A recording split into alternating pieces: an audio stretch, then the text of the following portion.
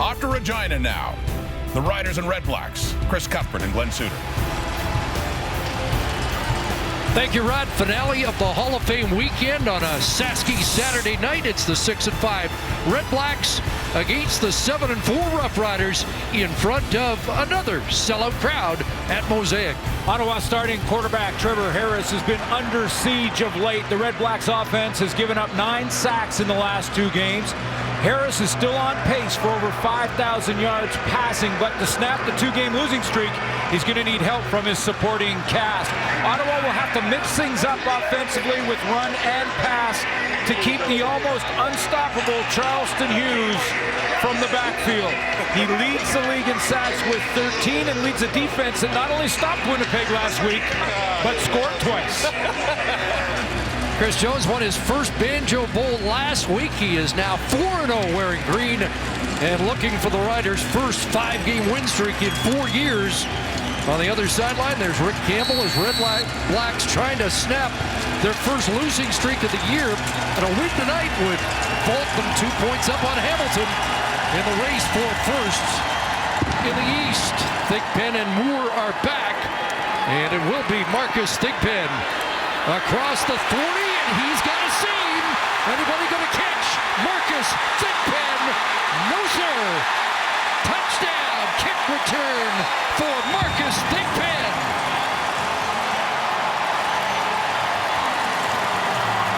Number 8 out of the gate for 98.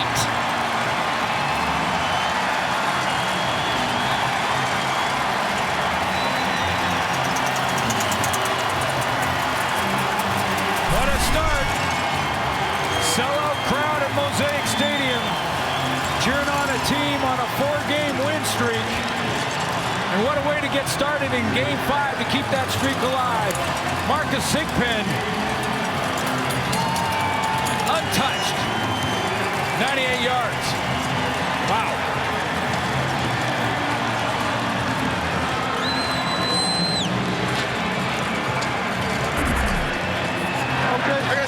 So just another return touchdown for a team that's shocking them up. Punt returns, kick returns, defensive returns. And an unsettling start for Rick Campbell's team that won the toss and deferred. Convert is good from Brett Lowther. And just like that, 26 seconds in, it's 7-0 Saskatchewan. Well, the Saskatchewan Roughriders tried a new way to introduce the team before kickoff. It was lights out. And whatever they've done, it's worked. At least out of the gate. What a start for Saskatchewan and Marcus Thigpen. Oh, he had a kick return touchdown, kickoff return touchdown in the Hamilton-Calgary game. So Rod Smith's going to tell us who might be sitting on a potential $1 million night.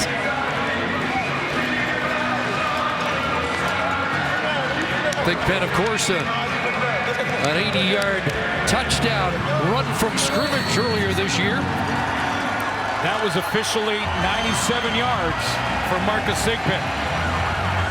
Okay, Ottawa, what do you got? R.J. Harris, Deontay Spitz are back. Will we get a response immediately? Here's Spencer. And it might be a track meet tonight. He brings it across the 38, and it will be Trevor Harris, the first quarterback onto the field tonight. 6-5 on the season and 4-2 in his career against the Saskatchewan Roughriders.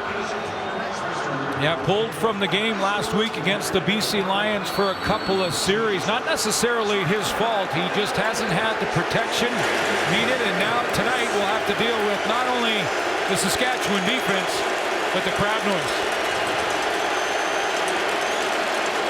William Powell, the running back. Flags come down, and a slant pattern intended for Sinopoli is incomplete. We'll set the Red Blacks offense for you. Sinopoli leads the league in catches coming into this week. Offside, Saskatchewan, number 7. 5-yard penalty, remains first down. Willie Jefferson jumps the gun, so it'll be 1st and 5. Big game in the Banjo Bowl for number 7 for Saskatchewan, including a big return, as you mentioned. They've scored 8 defensive touchdowns, a couple last week. So here's William Powell on 1st down. Had a huge game against the Saskatchewan Roughriders last year, 187 yards rushing, and he runs for a 1st down here. Take a look at the offense. Mentioned Gratzenopoli leading the league in receptions, in the top 5 in yards so far heading into this week of the season. And when you're talking about the 2 defensive ends here in Saskatchewan, it means there's pressure on the tackles. Sir Vincent Rogers, Jason Lazan, Sagan got their hands full tonight. Funny, the REDBLACKS 8th in rushing, despite the fact they've got the number 2 running back in the rushing. Man, there's Ellingson cut down quickly. A quick close from Derek Moncrief back in the lineup after 6 games on the injury list with a shoulder injury, and this defense has been on fire of late. Yeah, scored 8 times this season. That's a Rider record. 13 sacks for Charleston Hughes. That leads the league. 6 for Willie Jefferson. Moncrief's back in the lineup at linebacker off the 6th game, so that'll move Matt Elam back to corner. And you know one guy who's looking forward to playing Ottawa, that's Luchez Purefoy. 2nd and 10, and Sinopoli and Harris not on the same page there, and it falls incomplete. Purefoy, the former Ottawa REDBLACK, in coverage. Yeah, you know he's excited to play against his own team and prove Rick Campbell wrong for heading in a different direction, let's put it that way, and picked up by Saskatchewan. Big game last week, a couple of picks in the Banjo Bowl. So it'll be Richie Leone, number 1 in the league in net punting. High punt, and Kyron Moore fields it at the 12, a 47-yard punt. Moore might have something. Look out, Kyron Moore cuts it back, and it gets dragged down from behind. A potential touchdown-saving tackle by Brendan Galanders. But returns the story already. Thigpen right out of the gate, and Moore setting them up again. Hey, Lori Appleton of Indian Head, Saskatchewan. You've just won groceries for a year thanks to Safeway Sobeys' $1 million touchdown to win promotion. Congratulations. And if there's another kickoff return for a touchdown in this game, you could also win $1 million. Good luck with that. Let's go back to Chris and Glenn. I think Lori just pulled the chair up a little bit closer to the TV screen. She's going to take this all in tonight. Got a full game to look for that 2nd return. Good field position start for Zach Caleros tonight as he begins at the 46, hands it off to Trey Mason, and that's not going to work. George Yuko in the backfield, and he drops Mason for a big loss. Trey Mason coming off a 100-yard game against Winnipeg last week on 20 carries, 117 yards to be exact. Nice 6-yard average in that backfield. And it's an offensive line up front led by Dan Clark. The fewest sacks at 14 heading into the week in the CFL. 2nd and 16, back at the 40. Thigpen's in. They try and throw a screen his way, and it's incomplete. Quick 2 and out. And maybe that'll stop this very quick developed momentum for Saskatchewan. Yeah, a very important defensive series for the REDBLACKS to step up and get the 2 and out and not let that momentum continue. Should get good field position here too, depending on the return here from Deontay Spencer. Windy night. Wind appears to be at the back of the Roughriders in this 1st quarter. Line drive punt. And this one's going to skip downfield around the 16-yard line. They'll take the 5-yard no yards as Mike Edom raced down in a hurry. But that negates any big return for Ottawa.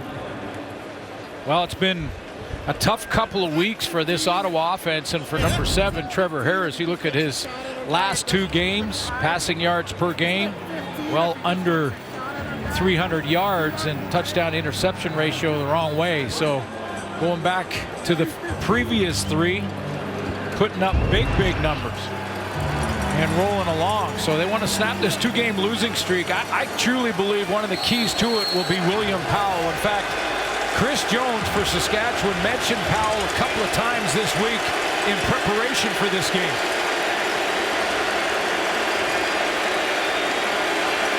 Harris, fourth in the league in passing, hands it off left side. They're keying on Powell there. Willie Jefferson and Charleston Hughes.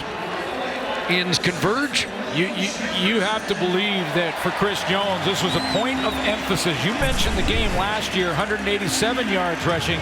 First game of the season for Ottawa, he had 94 yards rushing on 19 carries. And usually you don't hear a coach mention a particular player on the other team. He says, we'll do our thing and we'll prepare our way. This week, Chris Jones said, William Powell's a guy we've got to prepare for. Second and 10. Here comes heat. Harris takes a hit, and he's got an open man. There's a flag down, but away goes Deontay Spencer, dragged down from behind by Ed Geedy. Let's check the flag in the Saskatchewan backfield. Would be the first play of over 30 yards in 5 weeks for Deontay Spencer.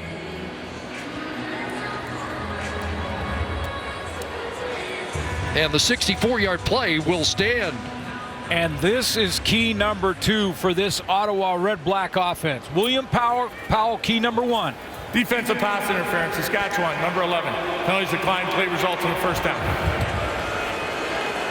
But Deontay Spencer and the deep ball is key number 2, because they got to get Deontay Spencer down the field making these big plays, at least going after him and trying to get it down there to him. This is a 64-yard. Now Powell straight ahead. He pounds down to the 20, has 4. Trevor Harris was 0 for 11 on passes over 20 yards in the previous 2 weeks, but a big connection early in this game to Spencer. Well, even if you're pushing the ball to Deontay Spencer, you're stretching the defense, you're opening things up for the underneath stuff, because that's where Brad Sinopoli and Greg Ellingson make their living. Spencer's biggest play as a receiver this year, leading all-purpose man in the league, and there's that underneath stuff, and it's Ellingson trying to get loose, and he'll lunge down to the 14-yard line. Moncrief the tackle, but close to a first down.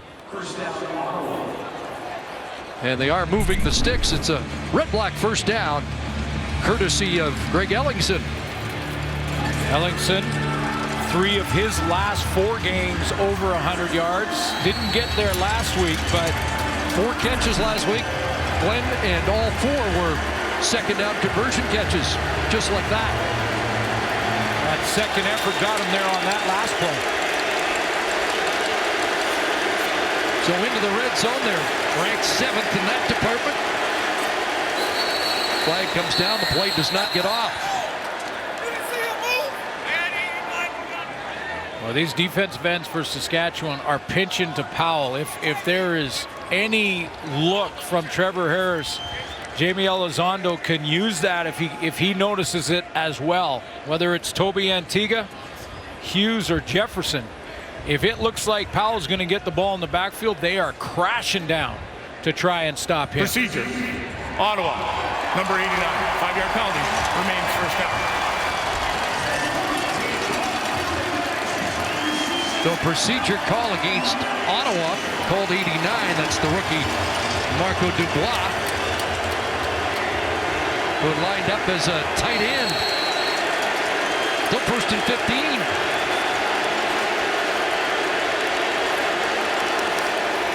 And they do hand it off to Powell, trying to kick it outside. Cuts back in. William Powell, touchdown. Wow. And Powell quiets the crowd. And a big response here early for the Red Blacks. Well, and they got the crash down that I was talking about from Charleston Hughes, but he didn't get there. Hughes is going to come down hard, and then watch how William Powell redirects after he gets the football. So he gets the football to the offside and then cuts all the way back against the grain to get to Pater. 19-yard touchdown run. He has 30 in the first 6.5 minutes. And the Red Blacks, as they usually do, will go for 2. They're 10 for 13 in that department.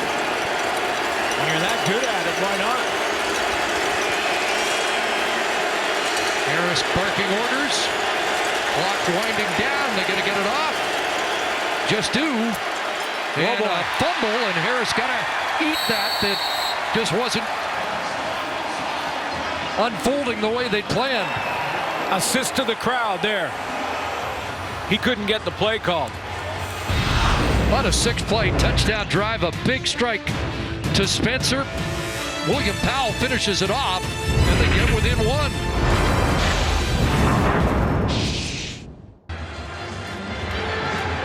REDBLACKS had scored 5 first-quarter points in their last 2 losses. They get 6 from William Powell to cap that drive. Well, just because you're looking for it, watch here as Charleston Hughes is going to try and crash down from the backside here. But the play is run away, and Seguin makes a key kickoff block on Willie Jefferson to the play side. So Charleston Hughes tries to crash down, stop it there. See, he's crashing down, but he gets chipped right here in the backside of the play. Kickout block by Seguin on Willie Jefferson. He's to the field on this side, on your left side of your screen there, and then a cutback by William Powell, and he finds Pater. Squib kick is scooped up. And the return for Brian Jones, one of the newcomers to the Saskatchewan Roughriders, acquired from Toronto. There's the big offensive tackle that helped pave the way. Well, that's a tremendous kickout block on one of the premier defensive ends. I mean, Willie Jefferson is very difficult to handle, and he got the kickout block to the play side, gave William Powell a split second on the cutback with Charleston Hughes crashing down from the backside. So it worked out. Good play call, but a key block from Lazon Seguin. Oh, here's that fly sweep to Kyron Moore, and a good sure tackle made there by Anthony Jaffe. 3 of the last 4 games, newcomer Danny Mason at defensive end has played big and recorded a sack. The leader on this defense for defensive plays on the season has been Kevin Brown in the linebacking core, and the leader in tackles, and this is a good and bad thing, is Antoine Pruneau. He makes a lot of them, but a lot of them are when they move him down into the box area, not because teams are breaking big runs and he's making tackles 30 yards down the field. 3 sacks against the Roughriders in week 2. They've had 11 in the last 3 games.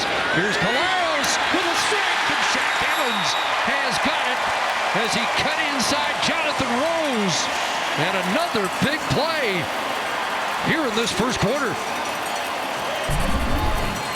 55 targets. He starts from depth here. Shaq Evans is going to run the deep post. Now this play takes some time to develop because he's got to get so far down the field. He shows his speed, inside cut. No safety help from Antoine Pruneau, who is up in the box, as I mentioned.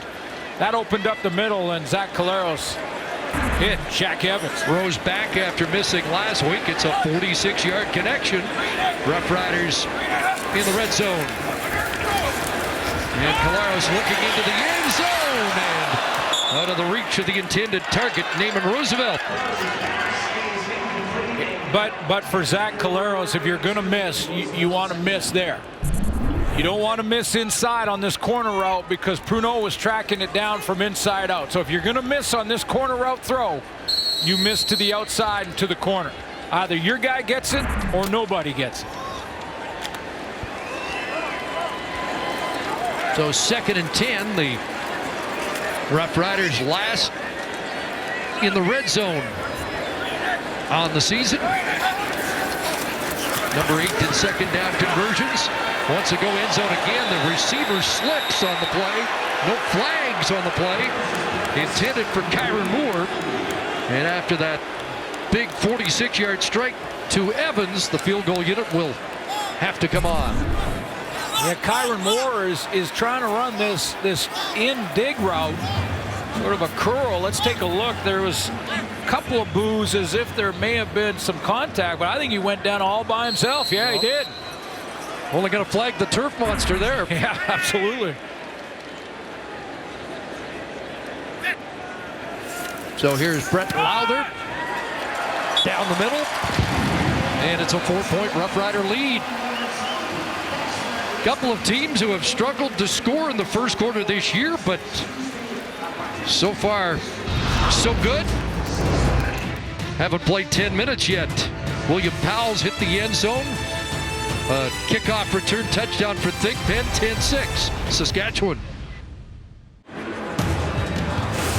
The CFL on TSN is brought to you by the Nissan Titan, official vehicle of the Canadian Football League.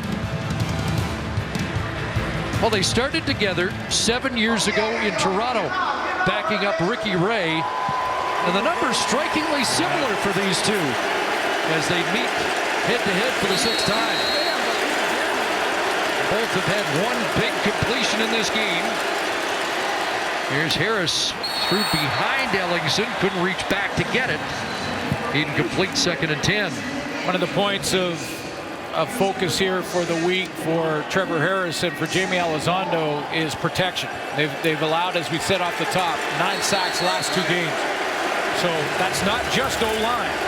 Sometimes that could be a back and Powell helping out. Sometimes it's a quick release from Harris. We saw the quick release on the last play.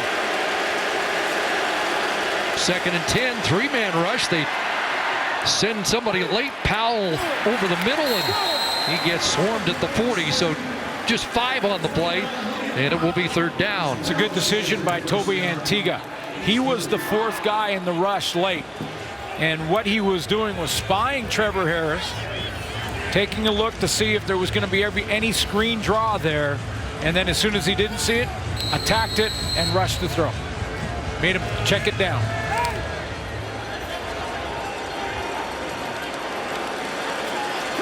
Kyron Moore. Shaq Evans dropped deep.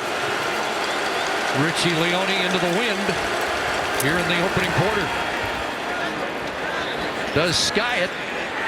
It'll be Evans. It'll be a 15-yard penalty. And Evans outside. They really stepped out. And they're going to mark him out at the 35. But a penalty upcoming after a 50-yard punt.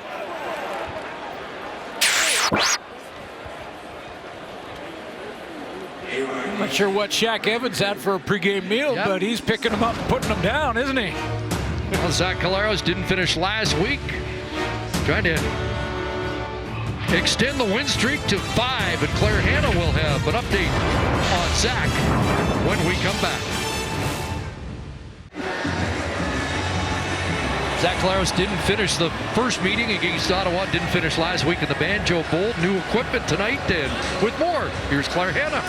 Thanks very much, Chris. Yes, we did see Zach Caleros leave the Bombers game in the 4th quarter, and he said it was more precautionary. In fact, he said when he was on the sidelines, it was this internal battle between wanting to go in and be the competitor that he is, but also wanting to take care of his health. He said he puts a lot of trust in the trainers because while he wants to play, he also wants to one day have kids, play catch with them in the backyard, and so he had to really rely on them to pull him out of the game. Now, something unrelated, Zach Caleros is actually wearing a new helmet this week. One of the trainers, Gordy, suggested he try it out, that it might be just a better fit for his head. And one of the factors about this helmet is that there's more vision because the straps on the ears go back a little further, so he has more to see on the peripherals. Guys?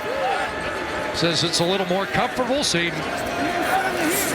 as the helmet like Riley wears. Here's Trey Mason trying to get outside, and they've zoned in on Mason early, dropped for no gain by Rico Murray. It is a balancing act, though. When you get hurt, you want to be back out there to help your team, and yet you got to also be smart and listen to the doctors, listen to the trainers. It was the trainer's decision to keep him out. He wanted to go back last week once he passed the protocol, and they kept him out. And that Ottawa game, really, he told us afterwards, he was hurt in the preseason and tried to play through it, and came out of the Ottawa game because that just wasn't working. 2nd and 10. Has some time, and incomplete, wanted Evans there. And in coverage was another Evans. Randall Evans on the corner for the Red Blacks. So a couple of 2-and-outs for Saskatchewan. The ball was there on time. Just went right through the hands of Shaq Evans. A little bit high, hot and high.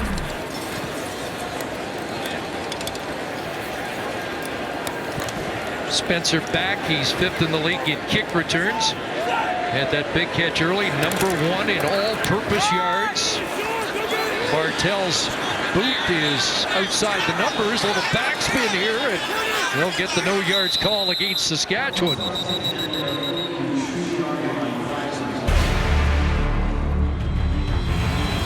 Make your getaway with intelligent all-wheel drive in the 2018 Nissan Qashqai.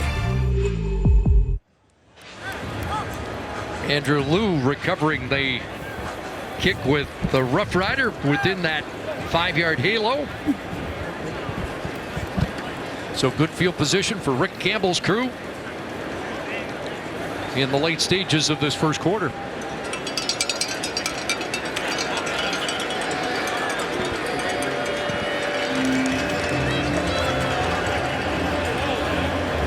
No yards. Saskatchewan, number 15, 5-yard penalty, first down. REDBLACKS lost 26-14 in BC.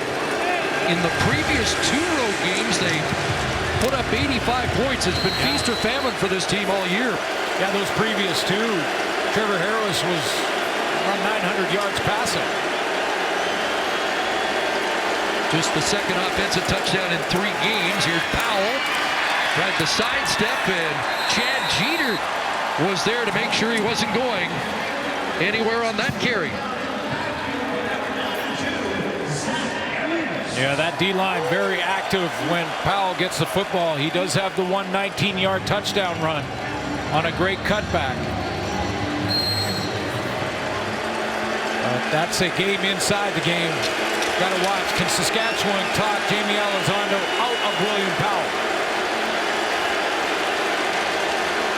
2nd and 11. 3-man rush again.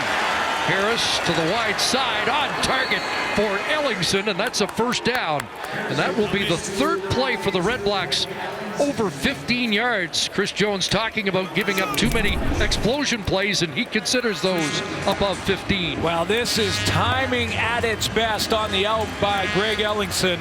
Straight down the field, get your defensive back to turn his hips in. Nick Marshall. Ball arrives as you come out of your break. 19 for Ellingson. He's 7th in the league in receiving. First down at the Saskatchewan 46. Back to Powell. And nothing doing again. There's Cameron Judge. Toby Antigua. Here again, Chris, what I'm talking about. Watch how aggressively these ends are playing to try and crash down on the run. One of these times, you're going to have to see, or Ottawa's going to have to get Trevor Harris to pull it. Because if he doesn't pull it, they're just going to keep crashing down to Powell. Well, they've been in 2nd and long a lot. 3 for 5 so far. 2nd and 10. Little shovel inside, and the Landers couldn't beat Mike Edom. The safety steps up and contains the Landers to not much. All kinds of rotation from Chris Jones' defense. Right now he has corner Matt Elam playing the safety, rotating there. He has Purifoy to the wide corner and brought Mike Edom down to play linebacker. So if Trevor Harris is trying to count numbers, jersey numbers, boy, that can be confusing. So a loss of 1 on consecutive plays. And Leone will look to pin.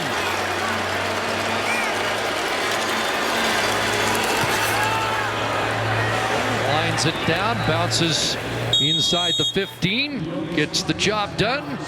Long field here in the final minute of the first quarter for Saskatchewan. Shaw Road to the Grey Cup continues next week. Friday night football action. The Alouettes take on the Blue Bombers. Catch it at 8 Eastern, 5 Pacific on TSN 1, 3, and 4. What do you think? Well, I think there's some storylines with the first team on that list. There's some storylines with the second team. Yeah, exactly. Both teams want to stop a couple, like coming out of that loss for both teams, but you got Johnny Manziel and Antonio Pipkin and Matt Nichols and Chris Strebler. Well, hey, Winnipeg's got to stop messing around. I mean, the BC win. The Bombers got to stop messing around and get back on track. Great tough spinning run by Mason, but a flag down, and it's a holding call against Saskatchewan. Holding, Saskatchewan, number 68. Half distance goal remains first down. Right tackle Thaddeus Coleman. Well, that one hurts because of the field position Saskatchewan's in. Back in negative territory like this, inside your own 10, you get in now first and a bunch. And they have the wind at their back. If unsuccessful, they'd rather be punting with the wind at their back. But they're looking for a first down out of the hole. First and 15. Evans the target. Incomplete.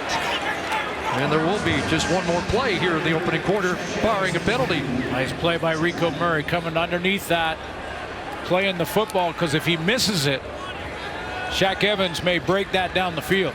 80th game for Murray, and Noel Thorpe calls him his Swiss Army knife in the Red Blacks defense. Roughriders deploying Marcus Thigpen a lot on second down.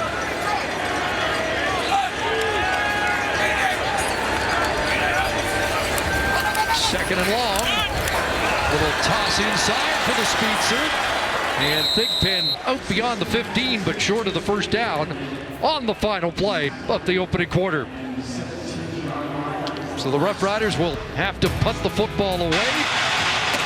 They came out, lights out on that big 97-yard return by Thigpen, and that's helped stake them to a 10-6 lead after a good first quarter of play. Well, both teams could take some positives out of that first quarter. The Red Blacks had some success in net yardage. Well, they did a couple of things. They did have the big 19-yard touchdown run from William Powell. That's important in their offense. Powell has been contained outside of that, but they got to stick with him. And to get Deontay Spencer down the field is important for Ottawa, too, to start stretching things out. But that was kind of a first quarter where we had to catch our breath with the opening kickoff going back for 6. That's all right. Yeah, so nothing wrong with that. And it's a familiar story for the Roughriders, not moving the football, but finding other ways to score. And they do have the lead, but Ottawa should get this football in good field position. As Bartel gets set to kick, with Spencer waiting at the Ottawa 50.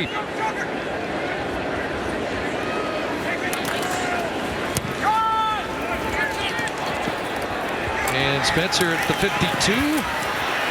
Cuts it back, a 40-yard punt. 5 on the return, just into Saskatchewan territory.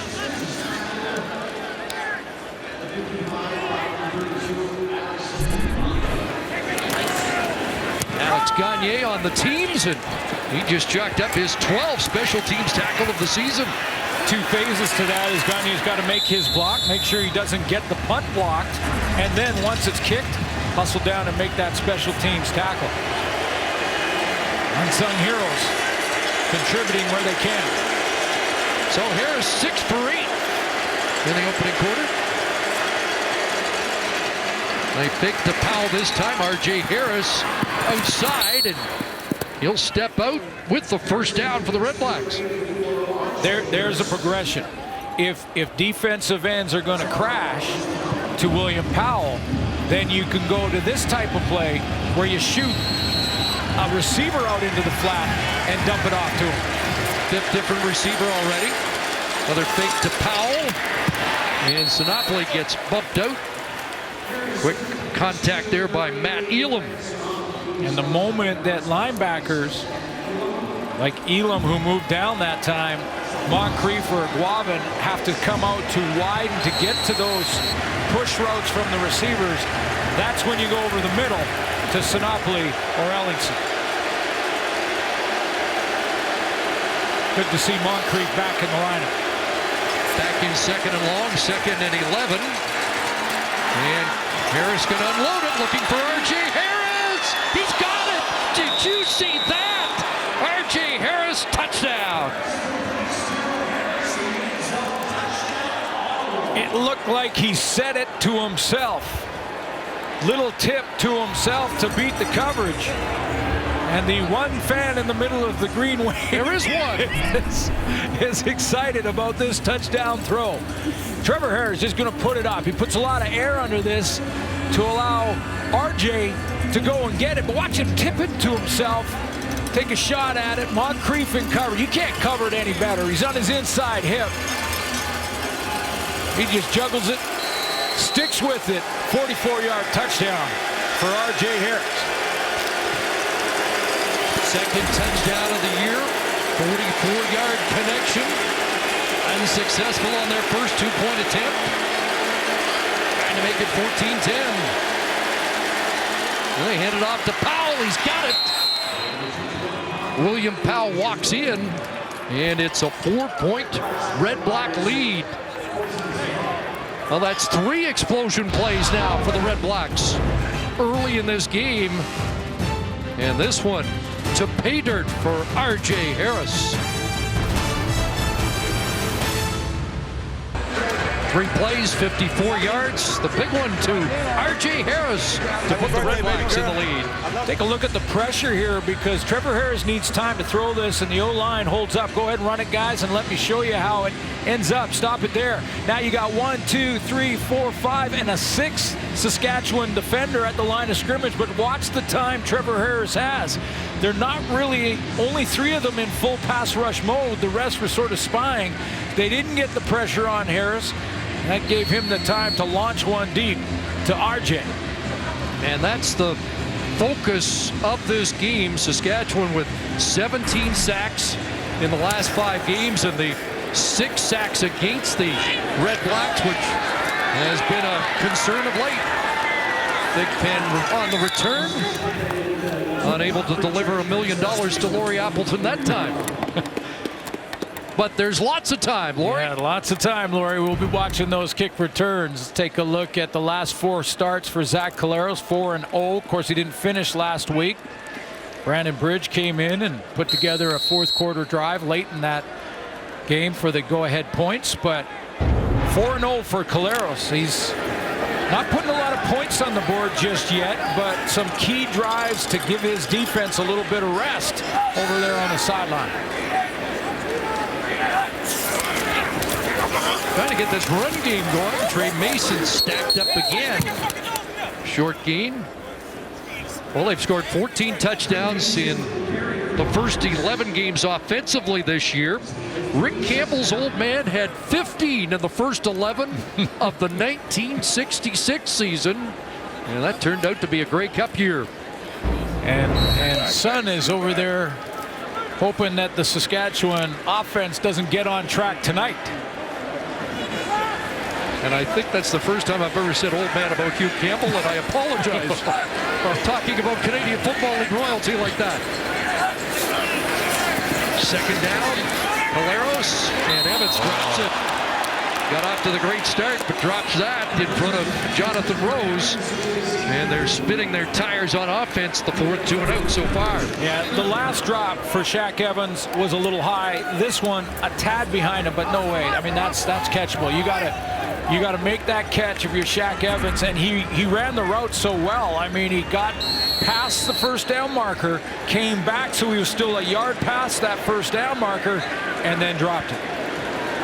Or let that one go, flush it, get back for the next series. 4th punt, 5 possessions. And again, Bartel into the breeze here in this second quarter.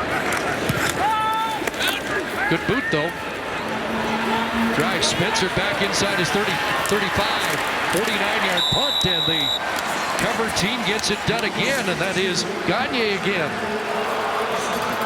Trevor Harris 9 for 11, 147, and maybe most importantly has got a little play action game going with Powell in this second quarter and been able to push the ball deep in 2 occasions. RJ Harris and Deontay Spencer in the first. Red Blacks could make it easier on themselves if they have a little more success on first down. 8 of their 19 offensive plays have been 2nd and 10 or 2nd and 11. But they have a 4-point lead starting at their 37. And Harris moving around in the pocket, and he gets loose and dives ahead for about 5. Showing a little elusiveness there.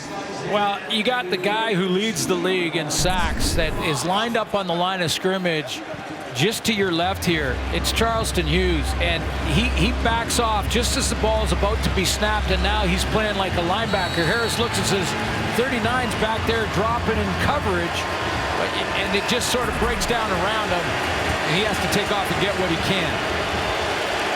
When talking about the sacks, Harris said it's not just the offensive lineman. I've got to move around a little bit more. Our receivers have to run better routes. Now Spencer inside, and he's not going to get to the first down chain. Yeah, protection is not just on the O-line. I mean, it starts there, but it's not just. So you can see Harris talking to Powell about protections as well, and trying to find out exactly where 39 is. Not that Willie Jefferson is a guy you can't keep track of as well, but doing some surveying here. It's 3rd and a yard. Is it 3rd and a yard and a bit, or 3rd and a little less than a yard? But the offense is going to stay out there. It's 10 of 11 this year. It's a full yard. Oh no, they are going to send the punt team out. Excuse me. There is Leone. Yeah, looks like it. I like this call by Rick Campbell. Sails the punt. It is fielded inside the 10 by Moore. 57-yard punt. And Moore not going to get past the 15-yard line. Andrew Marshall tosses him down. Well, the fans here thought that might have been a little late, and Gainey did too. No penalty. A 4-point red-black lead.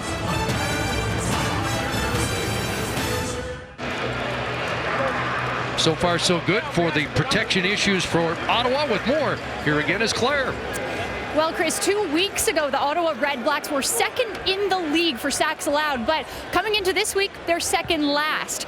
Facing BC last weekend, they let the defensive line of the Lions get to Trevor Harris no less than 6 times. So entering this game, that was absolutely something that they wanted to address. When I asked Rick Campbell about it, he said it wasn't an issue for the offensive line, that it extended past that front line of protection. The running back needs to help out more. Harris sometimes is holding on to the ball too long, and Jason Lawson-Seguin, who is the right tackle, said sometimes you need a very short memory and you can't play a football game perfectly. So when you get beat, you just have to turn the page and make it into a fresh start the next play, guys. And now it's a focus on Saskatchewan to try and get their offense going, and Trey Mason nearly coughed it up here. Well, it's also getting to that time of year where you really need to have a solid run game, and J.R. Tavai, yeah. Trey Mason got a Saskatchewan bounce.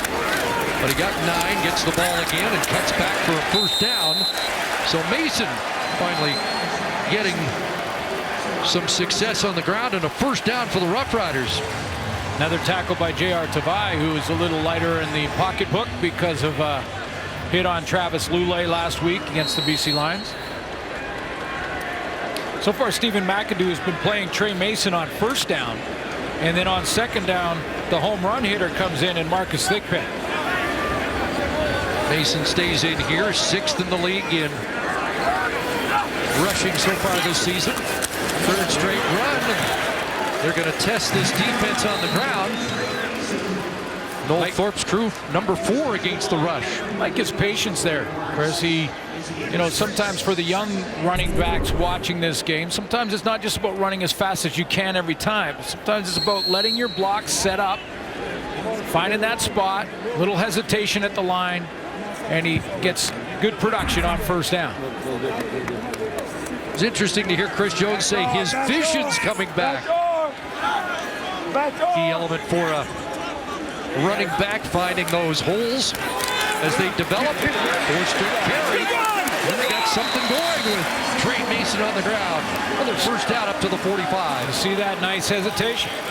There it is, where that vision comes into play. It's going to be sort of a backside run here from Trey Mason. Little hesitation in the hole there. Allows that first block I think it's Dan Clark that got onto the next level, allowed that first block to get there, and then picks up 10 yards. So Noel Thorpe's got to try and plug some of those gaps. So the drive started at the 15. They're up to the 45. And they're feeding the tailback, and he gets 5 more to the 50. Well, the gaps I'm talking about for Noel Thorpe now is he's looking at what I'm seeing as backside A, backside B. Here's the A gap, there's the B gap, there's the C gap. So right now, Trey Mason, and they go the same way the other direction. So it's A between center and guard, B between guard and tackle. And those are backside A gap runs that have been successful on this drive for Saskatchewan. But Mason comes to the sidelines limping. It also looked like they were going to lose right tackle Thaddeus Coleman, who went down and then got helped up before anybody came out to assist. So Coleman a little uncomfortable at right tackle at the moment on 2nd and 5. And it'll be Thigpen, and he spun off first contact, but he'll still be a couple of yards short. Right in front of Chris Jones. He's right at where the ball was spotted. Taking a good hard look at this one. Nick Marshall, the corner, is their short yardage quarterback, or has been over the last few weeks. You going 3rd and 2 at this point in the game? It is 2, isn't it? Midfield. He took a long look at that. And there. Mason started out, then was called back. Now the old fake here. Are they just going to try and drop Ottawa offside, or are they in it to win it? They're going to throw deep. They're going to go Caleros for Kyron Moore, and he's got it. What a tremendous catch by Moore with Corey Tyndall in tight coverage. It really was. Kyron Moore here goes and gets this one. He tracks it down and extends to pull it in. I thought this was an overthrow when it left the hand of Zach Caleros. Tight spiral. He has to stretch out to get this one. A 40-yarder on 3rd down, no less. Clutch catch by Moore. So a first down at the Red Black 17. A couple of big ones for Caleros so far. And now throwing inside. Is that intercepted? It is. Jonathan Rose comes up with a football. 4th interception of the season. He got burned in the first quarter, but he comes back, and redemption for Rose. And the Red Blacks steal the football down at the 1-yard line. Big play on defense intended for Josh Stanford, but Rose has the pick.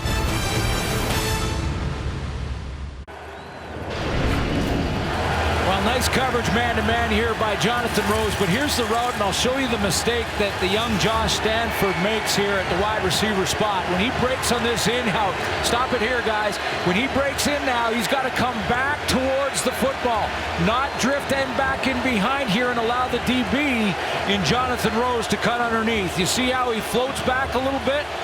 Doesn't come back hard to the ball and allows the corner to beat him to it. Snaps a 8-play, 78-yard drive in 5 minutes. And now the handoff inside, and Powell gives them a little bit of breathing room up at the 7-yard line. So 6 on first down. And a big 2nd and 4 coming up. Double tight end set for Trevor Harris that last play. This is a big one, though.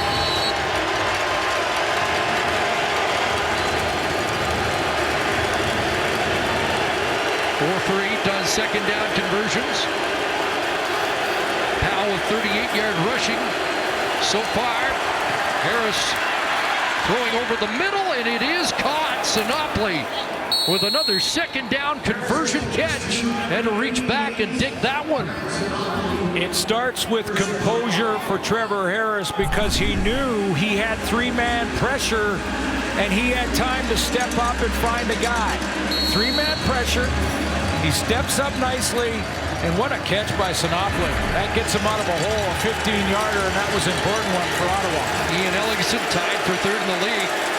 Coming in at 22 second down conversion catches, make it 23 for Sinopoli.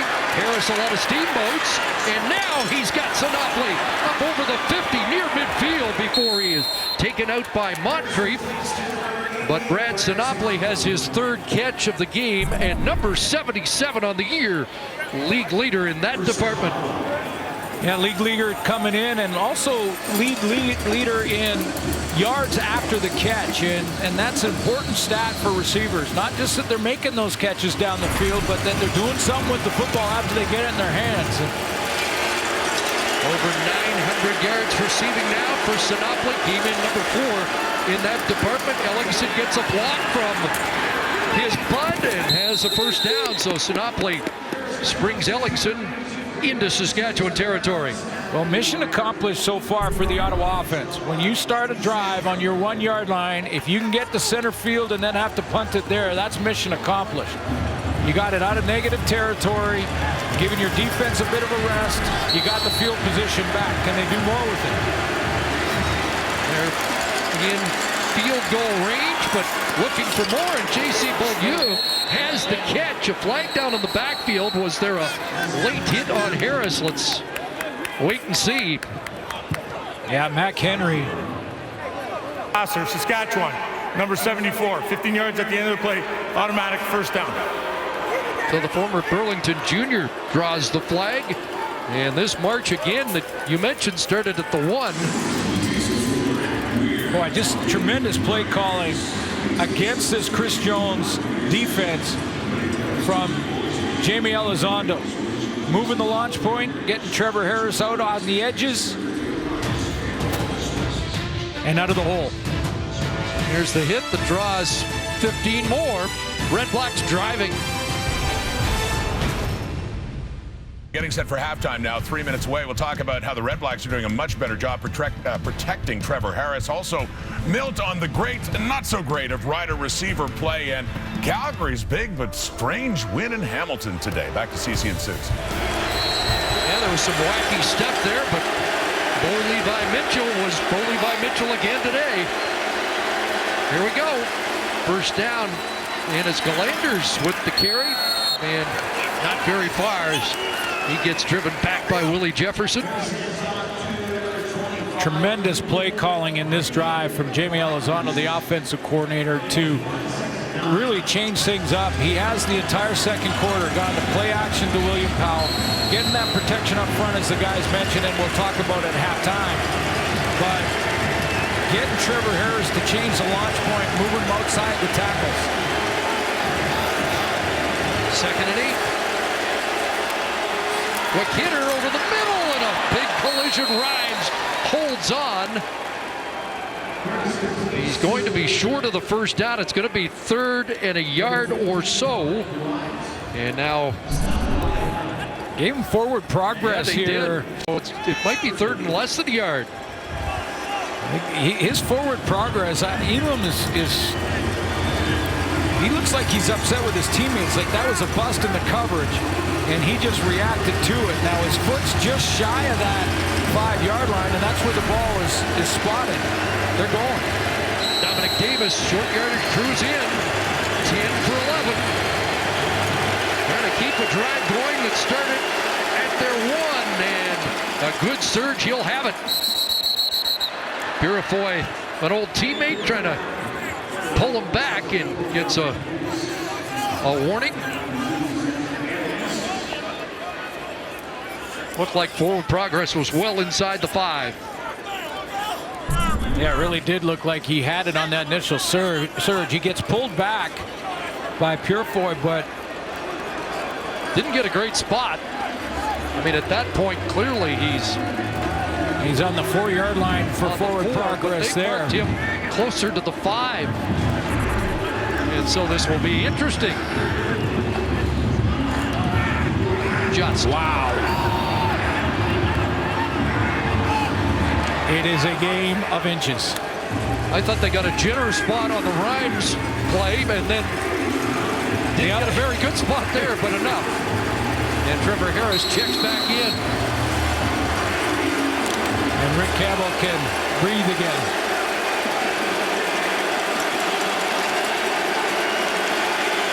So they've traveled 104 yards. 5 more to go. Harris underneath and incomplete. That's A.C. Leonard, the former tight end, the former Saskatchewan Roughrider. Unable to hang on. But he's been looking forward to this play call all week.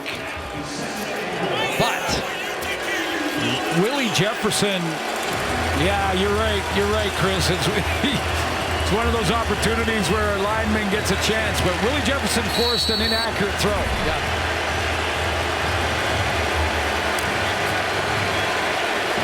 Second and 5. It was at this point in the Banjo Bowl, the Roughriders came up with a big defensive play. Fade, end zone, what a catch, touchdown, Deontay Spencer.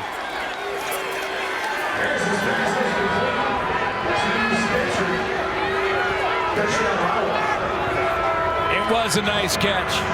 Ball thrown to the outside shoulder on the fade route.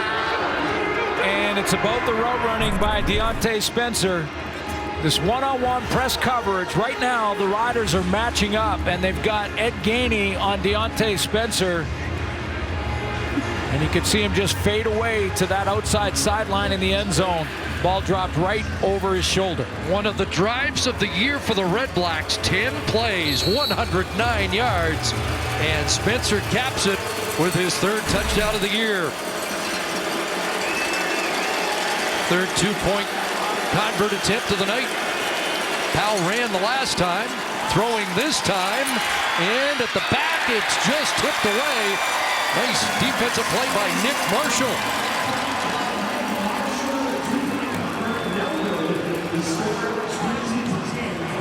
Well, what a drive. And play calling by Jamie Elizondo. Started on the 1-yard line, their own one. After the interception by Jonathan Rose. But they moved the launch point. Trevor Harris used his legs to negotiate the pocket and buy some time. Got Ellingson and Brad Sinopoli involved. Again, moving around, different types of play calls. Finished with the fade route to Deontay Spencer, which was another good call for one reason, because Trevor Harris knew he was going to get blitz, full pressure at the line of scrimmage, so he needed a play to get the ball out of his hands quickly. The fade route was the play. They've used 8 different receivers in the game, and I think by rough count, they used 6 different receivers on that drive alone. So touchdowns on both trips to the red zone tonight, and a 20-10 lead. Well, Laurie, not this time. Thigpen out to the 35 after a kick return touchdown on the opening kickoff of the game. Well, I would agree with the panel. I'm not sure what they're going to. I know they're going to talk about receiver play for Saskatchewan, but a couple of drops by Shaq Evans has stalled drives for Zach Caleros. 3 completions. You saw 98 yards, 1 on a 46-yarder. To Evans, another 40-yard strike to Moore. But needing more consistency. Fake to Thigpen, a little sidearm, and a completion out here to Williams Lambert. First catch for him tonight, the team leader in that department. Let's try and get an update on Trey Mason, because up until the last series he was playing on first down, and it was Thigpen on second down. On that first down, Thigpen was in there. And on cue, here comes Trey Mason. But you're right, he did leave on the last series, limped off the field. And keep an eye on him to make sure he's okay. He was a little bit nicked. 2nd and 5. Here comes Heat. Trey Mason kicks it outside, and he's going to be within a yard of the first down. Is that one of those old George Reed tricks? You get up off the pile like limping, like it was your last play possible, and then you go and It's a long time ago now, but from my memory, nobody did it better than George, did he? He did it well. There he is. Speaking of CFL royalty. Looks great, comes to every game. Still speaking in the community, doing so much for the community here. You're right, football royalty, and we'll talk about it in the second half, but congratulations to all the Hall of Fame inductees in Hamilton. Another outstanding ceremony there, and that really did look terrific today. And a big night last night for the latest Hall of Fame class. Well, just short, inches short. The last third down, they threw for 40 yards. I don't think they're going to do it here. Nick Marshall back in the short yardage, and he'll just get a fresh set of downs. Well, that's one thing we haven't talked about was that gutsy call. On 3rd and a yard, Stephen McAdoo goes deep down the field to Kyron Moore. Gets the completion. Now Zach Collaros, because of the interception and the long drive by Ottawa, we kind of didn't talk about that 3rd down gamble, but what a gutsy call it was. And boy, it gets the defense thinking when you do that once. There's Collaros forced to roll out. Little toss inside, and a quick close there by Chaffee on Kyron Moore. And they get up peeking at each other. Chaffee's got to be a little bit careful with that, although giving him a little bit of the business as he was getting up, and a little extra, but stayed on the right side of the line, didn't cross it and draw a penalty flag.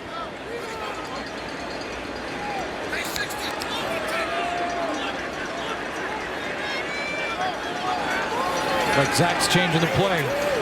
3 for 10 on 2nd down conversion so far. 4-man rush. Penalty flag on the play, but the pass incomplete over the middle. There's Evans on Evans again. This is going to be a holding call. Illegal block, hands to the face, Saskatchewan, number 68. Penalties decline. Play results, 3rd down. That's Coleman, so 3rd down and about 5.5. Yeah, another guy who's been nicked up in this first half. He's been breaking the huddle and taking the full 20 seconds to get to the line of scrimmage. So again, we got to just keep an eye on Thaddeus Coleman. Got his hands up high there. I thought it was a holding call. Went up to the face.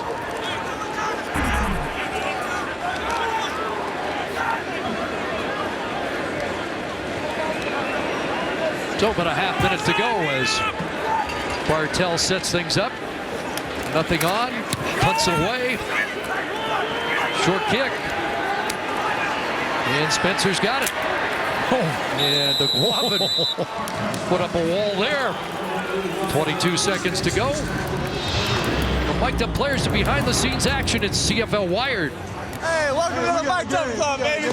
Quick, this is no lit. Don't take with no lit. Expose my lack of knowledge of those lyrics. You can't roll with me. You ain't running with me. Check the stats. Why you let him call that? Why you let your coach throw that? It's real funny, ain't it? Hey, it's funny that y'all got that call, huh? CFL Wire, catch it Tuesday, 8:30 Eastern, 5:30 Pacific on TSN2. And here's to a speedy recovery for Travis Lule, who was in there. And I was going to say we'd much rather see him playing than to hear him rap. Hopefully he can make yet another recovery. Speedy recovery and be available before the season is out with the off-shoulder injury he suffered in that game in Montreal.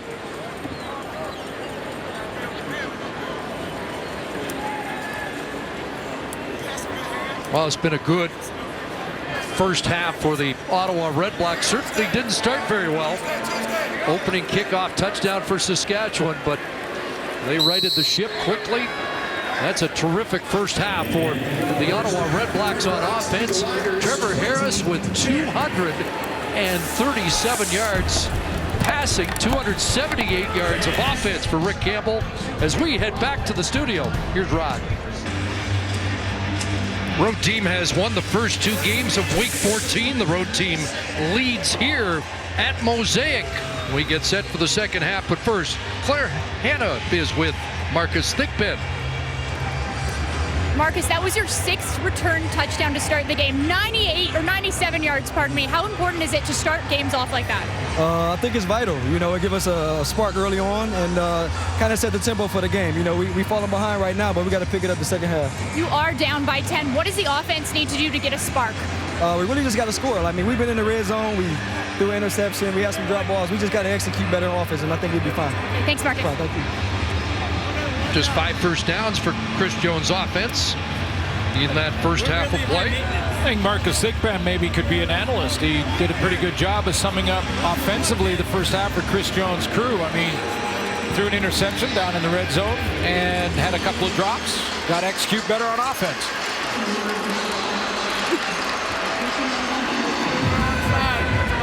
Reminder, the Safeway Sobeys $1 million promotion is in the spotlight here tonight after Marcus Thigpen ran the first kickoff. Doesn't have to be 2 from the same team, so every time we get a kick return, Laurie Appleton potentially could become a millionaire.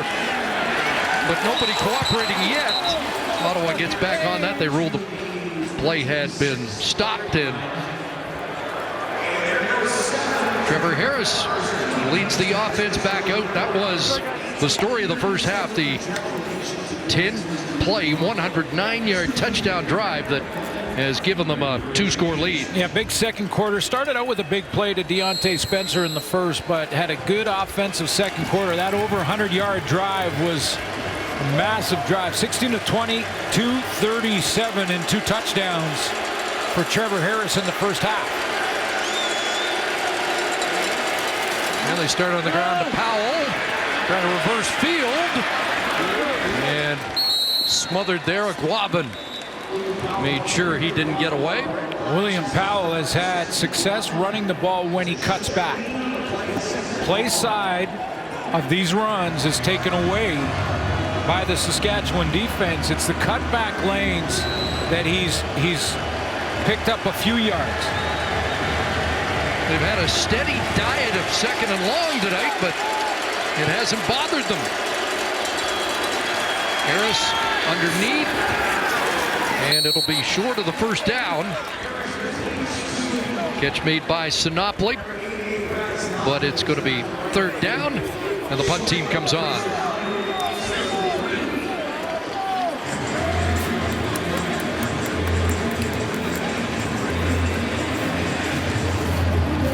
Marcus Thigpen goes back. 3rd 2 and out for Ottawa on the night.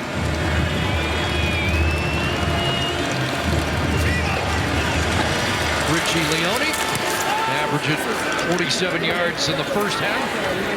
And it will be Kyron Moore with a nice return. Open field. 1 man to beat. Gets a block, and Kyron Moore is gone. Touchdown. That's not a $1 million return. It's a punt return touchdown, but the Saskatchewan Roughriders have chalked up another return touchdown on the season. Yeah, you wonder with Rick Campbell's group, are they trying to kick away from Marcus Thigpen after his big return on the opening kickoff? Well, pick your poison.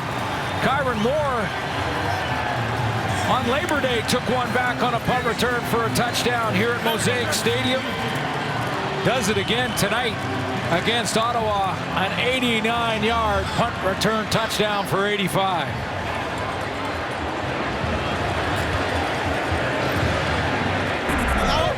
Come on.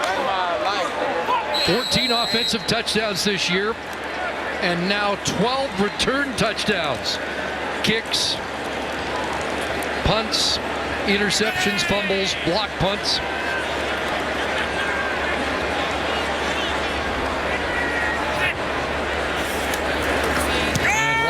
Adds the convert 3-point game. So Saskatchewan, oh, they're going to say that he missed, excuse me. A missed convert. Now 20 for 22 on the season. And it's 20-16. But a touchdown on the first kickoff. And now a first touch of the ball. Touchdown for Saskatchewan in the second half. All-purpose guy his first 2 years at Austin Peay. He was a defensive player. They moved him to offense, played him a receiver, played him at running back. Pretty much every position but quarterback, all the return game, the all-purpose yards guy. He's doing it here in the CFL as well.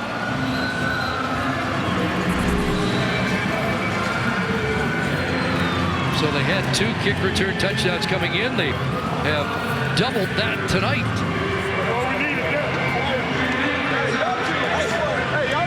And he's been quite a find.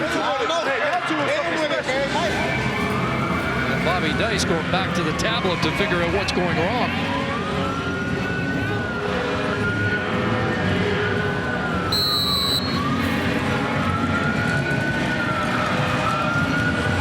Harris and Spencer back. It means we get another kickoff.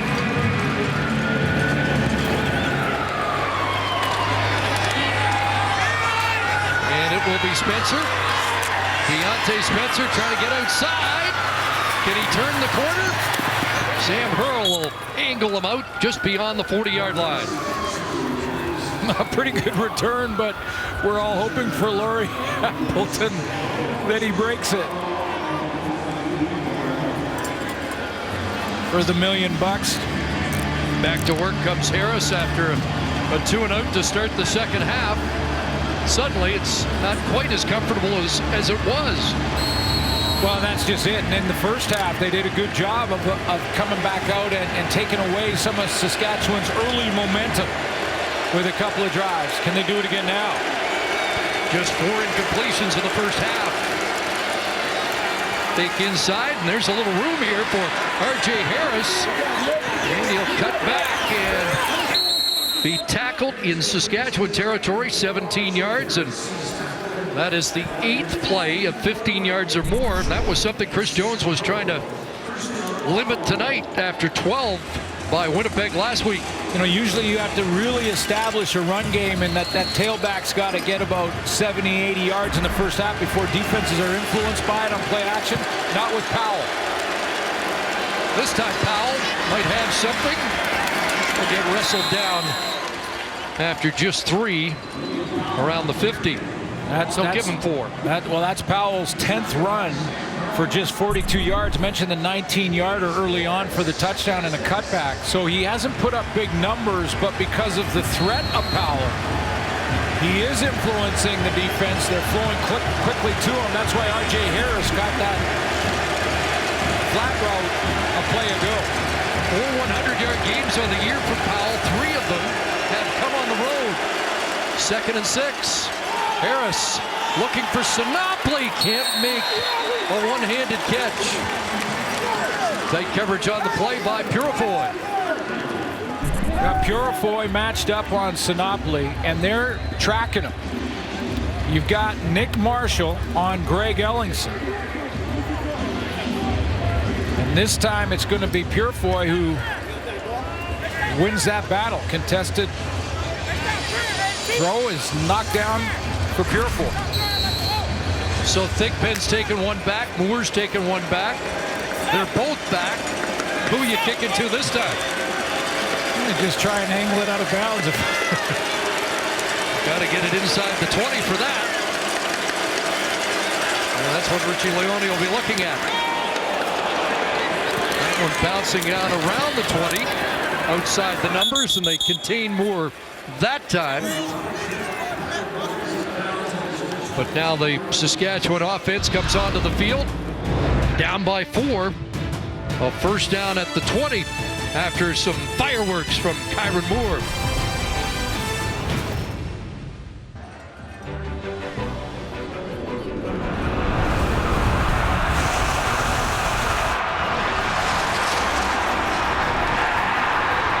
For tickets, go to Riderville.com.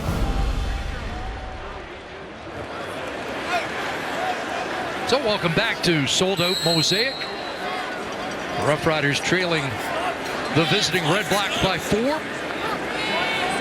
First down at their own 20. Fake to Mason. Clara's in trouble and just throws it into the dirt. Pressure being applied by Danny Mason. 4 sacks on the season for Mason. He's coming from the top here. Again, he just steps up and cuts Collaros off, almost plays the run and then redirects. The good defensive ends can do that. Slide down inside to look at the run. If he doesn't get the ball, the tailback and Trey Mason step upfield and contain Collaros. Turn him back inside. Riders 3 for 11 second down. They have 5 completions in the game. Moore, the only receiver with more than 1 catch. There's Stanford, his first catch of the game. Tyndall on the scene, and Stanford well short of the first down. But he learned from the early pick because he did come back to the ball there. Now that was an intermediate route, and the idea when you need 10 yards on second down and you throw it for 5 is that receiver makes one guy miss and gets the extra 5 on his own. That's the theory behind a throw short of the first down marker. Because you'll get that question. You need 10 yards. Why do you throw it 5 yards? Oh, that's asked a lot. We listen to the call-in shows. Yeah, absolutely. Here's Bartell. End over end. Spencer, flag already down. 41-yard punt. Spencer takes it back across midfield. Find out what the flag's all about. We'll sort that out. Trevor Harris going back to work. 260 yards passing already. And a couple of touchdowns. One to R.J. Harris and the other to Deontay Spencer. And that's why the Red Blacks lead by 4.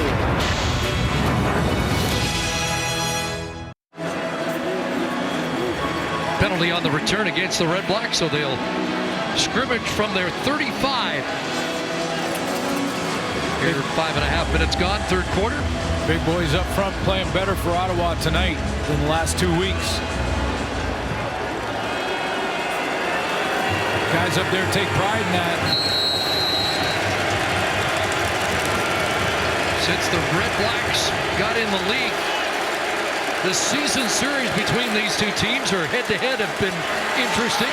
Harris throwing that, look out, and incomplete, and it looked like Ellingson going to get called for offensive pass interference. He probably saved an interception. Yeah, he did. He did, and he's going to get called on that offensive pass interference here. Nick Marshall ran the right route for him. Hey, make sure you guys get this one right here. And again, Chris Jones is matching Marshall up on Greg Ellingson. Purifoy is playing on Brad Sinopoli, and they are chasing him down, running across the formation, matching up man-to-man against them. Now you can play zone from that look depending on where they end up. Well, it's not definitive that it's offensive pass interference from this discussion that's going on. Yeah, it seems to be taking a little bit longer. Maybe one ref saw one thing and another ref saw the other. So we'll hear what they... There are offsetting penalties on this. We have offensive pass interference by Ottawa, 82. We have illegal contact on a receiver, Saskatchewan, number 3. We're going to replay this down at first down. Okay, so the illegal contact came before the ball was thrown on Nick Marshall. Then when the ball was thrown, Greg Ellingson got offensive pass interference called. So it never happened. Never happened. Reload, 1st and 10.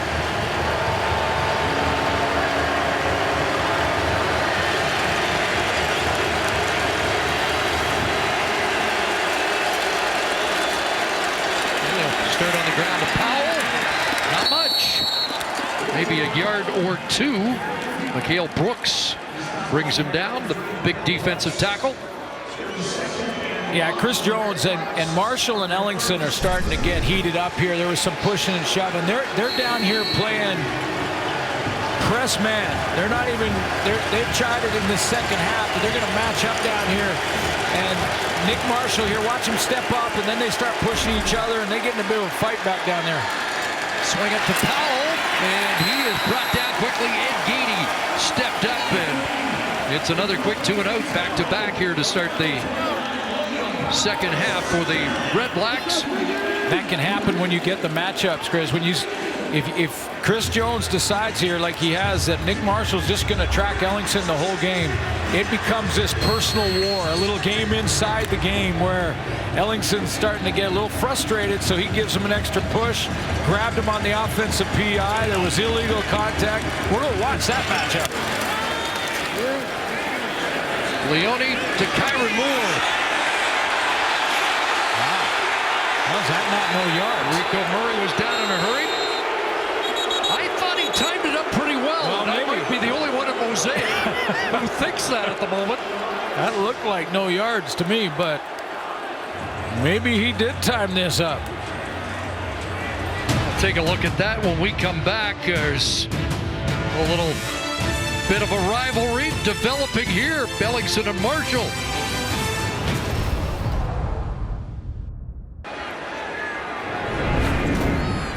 Well, the one guy up here who disagreed with the fans was wrong. Let's take a look here again. Kyron Moore right here. Watch the ball. Catches it. I'll zoom that in for you one more time. He's going to catch it right now. Go ahead and run it. There. And it looked like Murray was at 3.5 yards. 3 yards. He was within the 5. Glasses will be checked next week. Well, that's important. 15 yards potentially. Trey Mason plowing ahead, and good tough run inside for almost 7. Rico Murray credit for making it a tough call at full speed to make on the fly. But boy, Rider fans have been talking even through the 4-game win streak, Chris, about this offense and when is it going to get some traction and start really contributing. Defense is scoring. We've seen the return game and special teams scoring even tonight again. When is this offense going to step up and start making some plays? 5 first downs, 162 yards, half of that on 2 plays. Mason first, second level, first down up to the 51. And they have started to get the running game rolling with Trey Mason. Boy, he hits it and turns sideways, make himself skinny in the hole. You see Avery Williams, he gets pushed out there quickly by Thaddeus Coleman, whose back was nicked in the first half, but in there opening up a hole for his running back in Trey Mason. Watch him turn his shoulders and pick up an extra 7-8 yards. 16 on the play, 11 carries, 58 in the game. From the 51, swing it out. Roosevelt's first catch. Antoine Pruneau closed in a hurry and a short gain. I loved the Chris Jones expression this week about playing against Noel Thorpe, and he said, Noel is going to come see us at some point in the game, which I think is a nice way of saying we're going to turn the heat up sooner or later. He's going to send the house. He's going to send the house sooner or later. Let's see if he comes see them right here. Not yet. Nope. Pressure on though. Flag down. Calero's running. And he'll be taken down at the 50, which will be a yard short of the first down. But there is a flag, and it looks like it's going against Saskatchewan. Darius Bladek, I believe, and it may have been on Avery Williams. They're trying to figure out the number now. Illegal block, hands to the face, Ottawa. Number 44. 10-yard penalty becomes first down. Well, the crowd will continue. Avery Williams flag. Or, excuse me, J.R. Tavai. Yeah, and I apologize to Bladek for looked like a holding that was not called.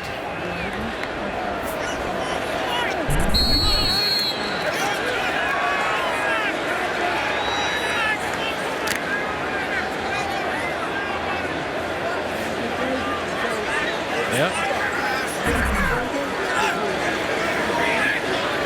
So to the red block 47. And it's Mason. A sidestep there. The second one, though, did not fool Avery Williams, the middle linebacker.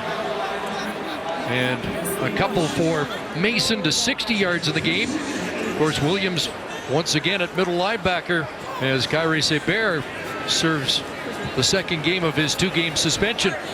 I'm not sure J.R. Tabai there got his hand in the face of Caulfield. It looked like it was more on his chest, and Caulfield's head snapped back a little bit, but it wasn't in the face. Maybe he got away with one there, Saskatchewan.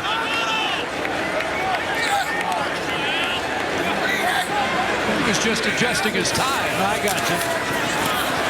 Pressure on. Calero steps up and taken down at the 45, and that's Tavai who makes the play and halts the drive. It's going to be 3rd and 7, and a field goal unit will come on. J.R. Tavai up the field, spying, and then flowing to Zach Caleros. Well, they're going to punt here into the wind. They're not going to try a 52-yarder. Try and pin the Red Blacks.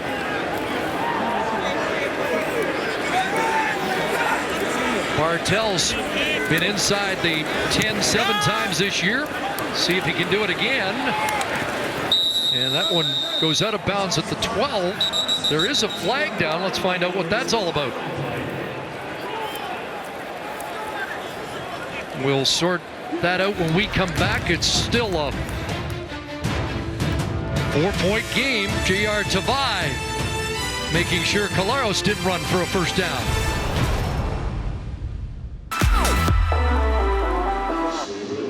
Next Saturday, the Red Blacks will be at home against Edmonton, and then all these Saskatchewan fans will be cheering for them. Just not tonight.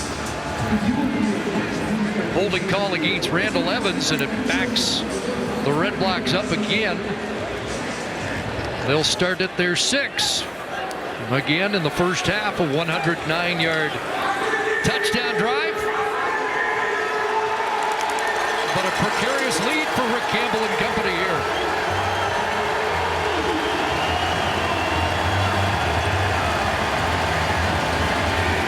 Out, as a few teams have, that you can shut down their offense, but it still doesn't mean you're guaranteed to win. A couple of kick return touchdowns have kept Saskatchewan close. See if Trevor Harris can help build this lead. From the end zone, trouble, gets out of there and flips it incomplete. Nearly had to give up a safety. And Charleston Hughes with a tackle that has Harris cramping up. Yeah, Charleston Hughes is going to get the pressure, and he keeps driving on Trevor Harris, and Harris now has got to take a knee. He's going to have to get the training staff to come out. So Dominic Davis will have to come in. Yeah, just watch Trevor Harris right here in the shotgun, and Charleston Hughes just to the right of your screen. He ends up getting there as Harris scrambles up into the middle just to save the safety, and then watch the rest of it. The Ottawa fans would say that's a little excessive. No penalty flag. And I think in the case for Charleston Hughes, if you're making a case for him, you're saying, well, at that point, Trevor Harris is a running back, not a quarterback protected by the pocket rules. But it looks like Harris is just trying to stretch out a cramp. Just 3 for 5, 26 yards in this third quarter. So there's Dominic Davis on second down. And that one batted down, and that was almost an easy or a quick pick 6 for Willie Jefferson. Almost caught. He wouldn't have to run all over the field like last week. He would have already been in the end zone. Yeah, it took a little heat for the way he ran to the end zone last week with his 97-yard interception for a touchdown. I think that was a 147-yard return of a touchdown. But the coach talked to him about it. This one just a knockdown. Third of the year for Jefferson. And now Leone from his end zone. Give up 2. Looks like it. And now it's 20-18. Hey, TT, man, we love you, man. Keep fighting, baby. Get about that thing. Oh, man. Let's go. Boys, he turned it up in recent weeks. It's never over, man. Well, he's at 6 sacks total. Black out. 97-yard interception touchdown in the Banjo Bowl. And in the last 2 games, he's had a sack per game. So, yeah, and that, you know, that doesn't, when you're just looking at numbers and sacks. So you think this is 97 yards? I'm adding distance here. So there's another 15 that way. And then another, let's give him another 20 going back the other way. And then it was just a little bit of showboating. But just, you know, when you're just looking at numbers like quarterback sacks, tackles for losses, interceptions, that tells one story. But there's also what he does with his great wingspan. I mean, he can block passing lanes in the B and C gap because he's such a tall, long-arm defensive end that just has a great wingspan. They had more return yardage on interceptions last week than passing yardage. So the defensive guys out-yardage the offensive guys last week as far as the aerial attack went. I've been doing it for years. They continue to feed Trey Mason. Well, it's been the most successful part of the Saskatchewan offensive game plan so far tonight is Trey Mason. There was one drive in the first half. I believe he had 5 straight carries, a couple of first downs. Now up to 13 carries, 67 yards, and Rob Bagg is checked into the game. Hasn't had a pass thrown his way yet. They give it to Mason again, and should have enough. Oh wait, they're not giving him the forward progress I anticipated. It's going to be 3rd and a yard. In fact, it might be more than a yard. Yeah, I kind of watched him, and he kind of disappeared in that pile, didn't he? And it looked like he may have touched, his knee may have touched. Guy with the yardstick at the far side has kind of marked it at about a yard and a half, but the ball is on the 43, and they have to get to the 45. Nick Marshall and the short yardage team came on, and now they're going to change their mind. But that doesn't completely ensure that they're going to punt. Punt team's on. Is anything else? No, they are going to kick it away. And that one is going to bounce out at around the 28-yard line. You know, when the strength of your team is your defense, this is a good decision. Just don't do anything to beat yourself. Exactly, and allow your defense to go out. And good news for Ottawa fans. Looks like Trevor Harris is okay. Stretched out that calf, has waited the 3 plays, including the special teams play, and is good to get back out there. So again, Harris with only 26 yards passing here in the second half after 2:36 in the first half.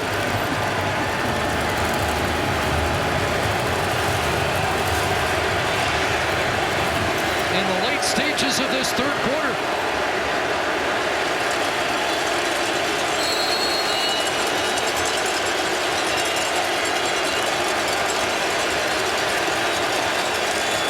And they'll start with Powell. Bounces off. Cuts it back. And did a lot of running for about 4. McGuave on the tackle. Good news for Ottawa in this offense is also the production of Deontay Spencer and R.J. Harris. I mean, now they're the 2 leading receivers yardage-wise in this game tonight. Made some big plays down the field. Here's Harris out of the backfield. He's got the fullback, Beaulieu, and it's a big first down for the REDBLACKS. Second catch of the game for the fullback out of Sherbrooke. Yeah, a couple of catches. That's 17 on the season. A bit of a tendency breaker. He's in the backfield right here and just pushes the flat with Mike Edom, the safety, responsible for covering him, but just got caught in the wash. 19-yard pickup, so there's the 9th explosion play. Nice grab there. Spencer with the catch. Only got a yard or two, but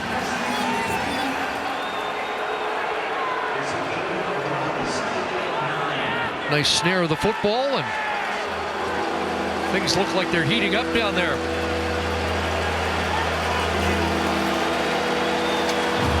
One more play here in the third quarter.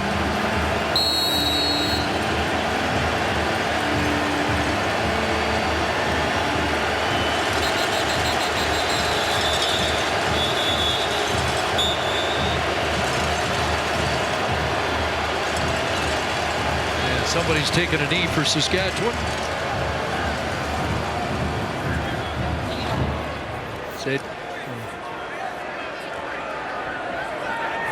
It is Mike Edom.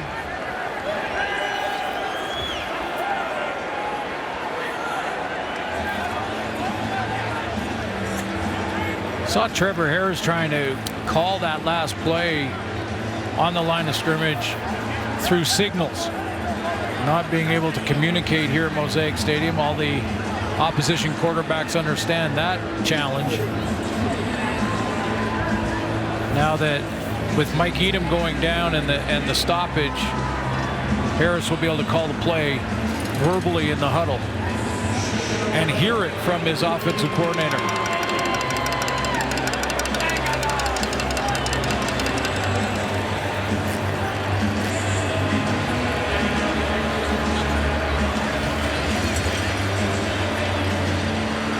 So a national has to come out of the defense. They'll need to readjust here.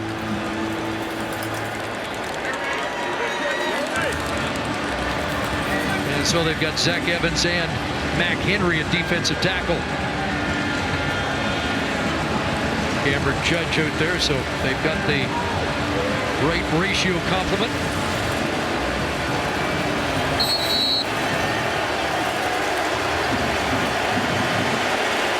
There's the former Red Black. Back home, looking for a big play here. So is Trevor Harris. Pressure on, crosser, Sinopoli, reverse field, and he'll be close. Brad Sinopoli, you mentioned yards after the catch, and there were 3 or 4 much needed yards, and it's going to be 3rd and inches. Unless they may have got it, they're going to bring out the chains for a measurement. Well, Kyron Moore's punt return touchdown early in the third quarter certainly changed the momentum, and now it's a 2-point lead for Ottawa heading to the 4th. In for a finish here at Mosaic tonight. The numbers would suggest the lead probably should be bigger than 2, except for that kick return yardage line. Yeah, take a look at the kick return yards we've seen tonight. One of the great aspects of Canadian football is the return game and the kicking game. 317 yards. You mentioned that last week for Saskatchewan. Defensively, they had more return yards than the offense produced. Well, tonight they have more kick return yards than the offense is producing. That's still an issue for Saskatchewan. Ottawa comes in worried about their offense. It's been the special teams that have been the issue tonight. Rick Campbell's team, a 2-point lead. It's going to be 3rd and inches after that play to Sinopoli. So Dominic Davis comes back in. Sinopoli, 5 more catches tonight, 79 on the year. On his way to a Red-Black record. Davis backed out now, plunging ahead, and didn't need a whole lot, and should have it behind center Alex Mateus. I was starting to wonder. Yeah. The way they were shifting back and forth. Was Jamie Elizondo going to do the same thing that Stephen McAdoo did? And on 3rd down, throw it deep. But didn't happen. Dominic Davis right behind center. So Harris checks back in. The one on the right, real gutsy call early on. Yep. On a 3rd down. And the one on the left. has 336 yards of offense so far. Play action fake. Let's go. Up to the far side for Deontay Spencer. And Purifoy bumps him out, but now they are into Lewis Ward range. Haven't called his name tonight for a field goal attempt. There's Spencer there, and I was about to say that with the play that Lucius Purifoy made here, he stepped up and took away the throwing lane. Trevor Harris adjusts his release as he's throwing the football to put more air under it, or else Purifoy takes it the other way to the house. Davis again and again, a good surge for another first down. Trevor Harris with that last completion goes to 300 yards passing in the game, 26th time in his career. It's the 7th time this season. And 3rd against Saskatchewan, so when they beat him in what was Ottawa's first game, 40-17, Trevor Harris over 300 in that one.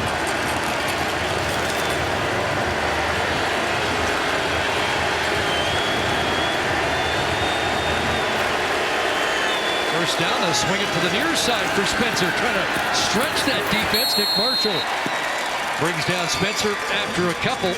By the way, Trevor Harris has leapfrogged 3 notables on the all-time passing list tonight. Jeff Garcia, Kenny Plain, and our old buddy David Archer. It is now 41st all-time. Remember that matchup we were talking about with Nick Marshall and Greg Ellingson? That just got physical right at the point of attack. We'll give that one to Marshall, but we've seen Ellingson get in there as well. They had one 10-play drive for a touchdown. This, the 10th play of this drive. 2.5 minutes into the 4th. 2nd and 8. They hand it off to Glanders. Wow. Not going to go very far. Clearly that was a tendency-breaking, try and surprise the defense type of call. Second time they've done that. They did it in the red zone in the first half, and they were stopped, and now we will see the young rookie place kicker, Lewis Ward. But when you're on the road against a hot team that's won 4 in a row, you have a 2-point lead. Stretching that to a 5-point lead it's not necessarily a bad thing to get conservative in the play calling at that moment. 10 for 11 outside the 40. It is up, and Ottawa knows it's good because that's all he's done this year. 30 consecutive. His only miss was against Saskatchewan in week 2 from 48 yards out. But Lewis Ward hits here, and it becomes a 5-point Red Black lead.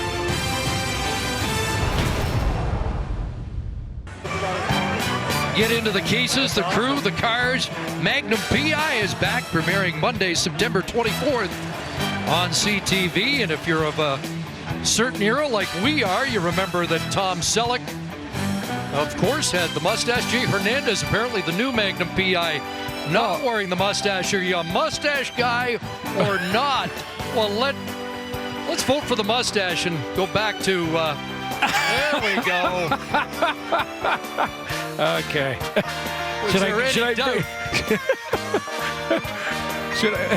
You could have been Magnum. I'm wondering about the look. What was I looking at? Oh, boy. It's a kickoff. You know what that means. Marcus Thigpen and Laurie Appleton halfway to 1 million, but stopped short there. You know, they all wearing the Suter green mustache here at Mosaic. Should I bring it back? Do I bring it back? You have to have a poll on that. When I was told it started to look like Ron Burgundy from Anchorman, I decided maybe to get rid of it.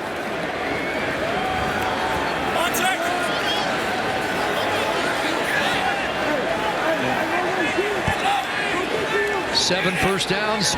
Saskatchewan down by 5. Galaros takes a look, takes a shot, and should have been picked off. Rico Murray was sizing it up, but unable to hold on.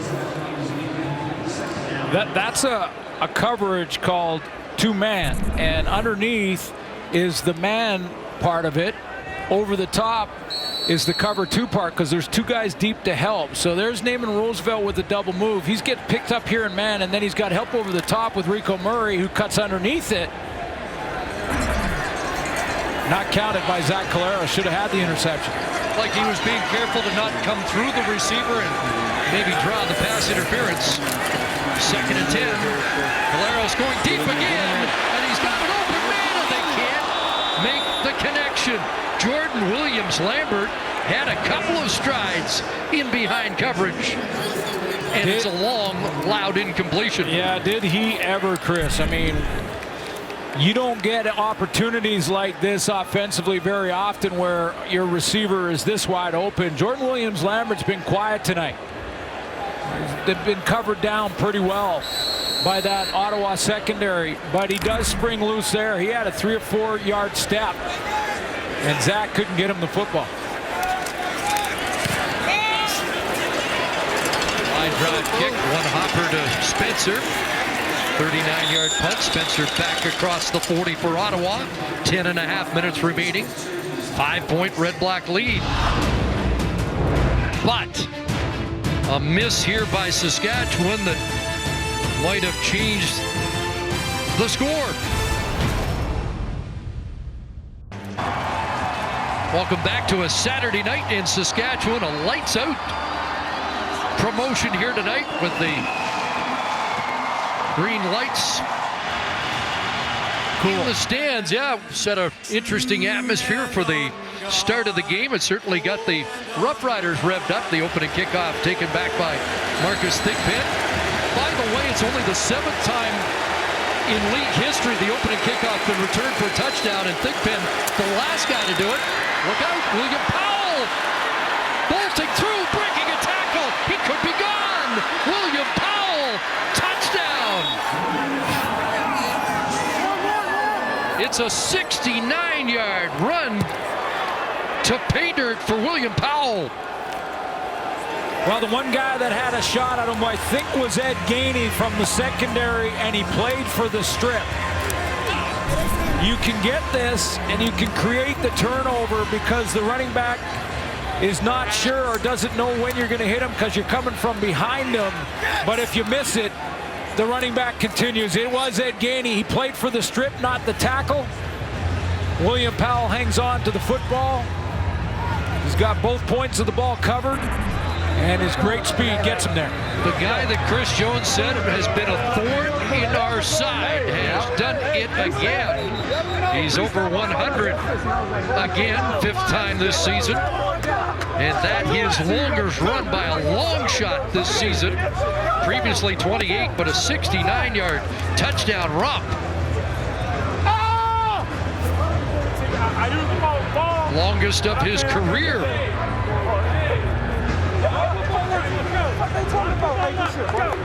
And now within 23 yards of Andrew Harris for the rushing lead. When I ask the O-line, are you ready for counter? And you go. Because they've been playing for you. Now, contained not bad for a lot of it, but then the big run. No. Ben's back in the lead.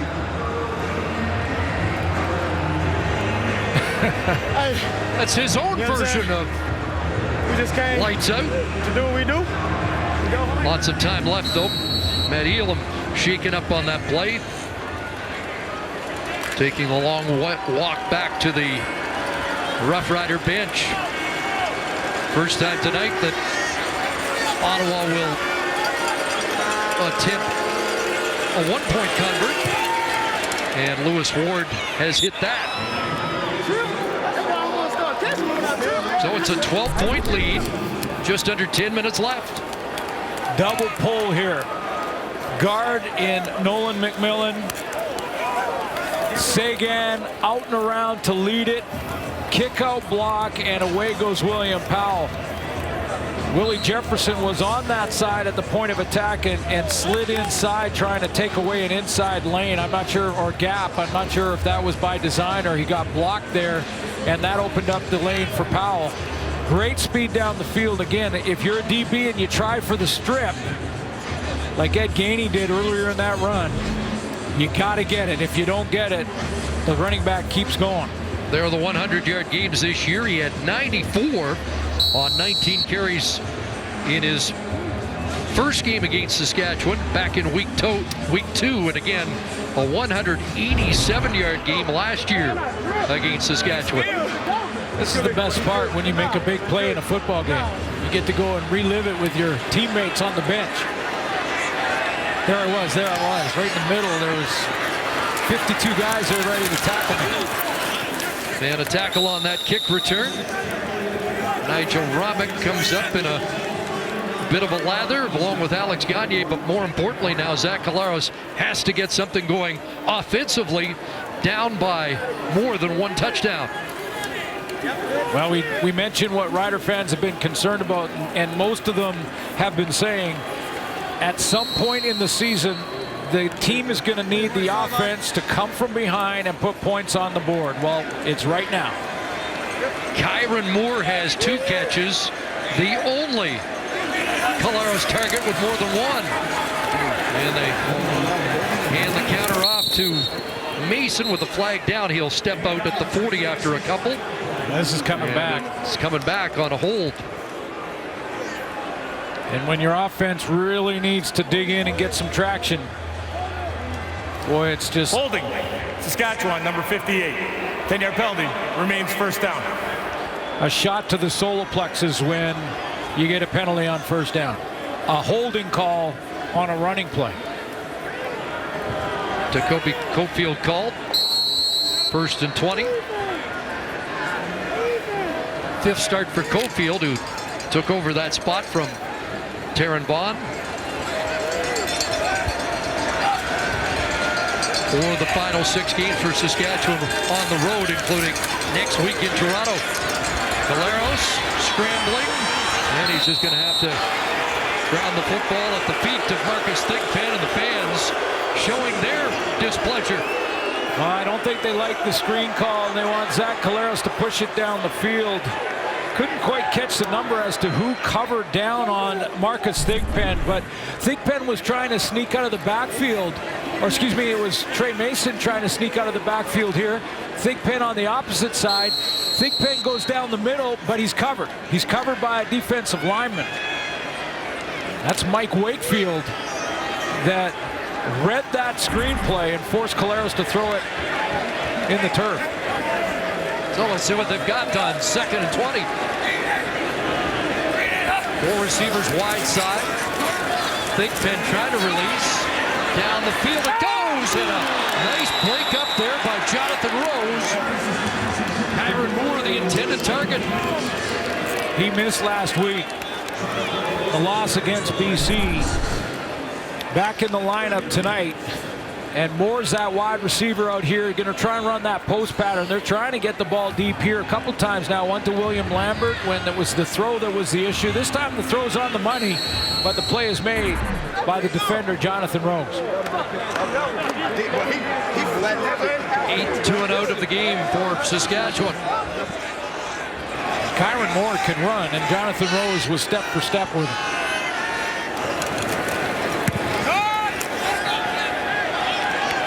Bartel to Spencer. 47-yard punt. And Spencer upended around the 40. Hey, it's trouble.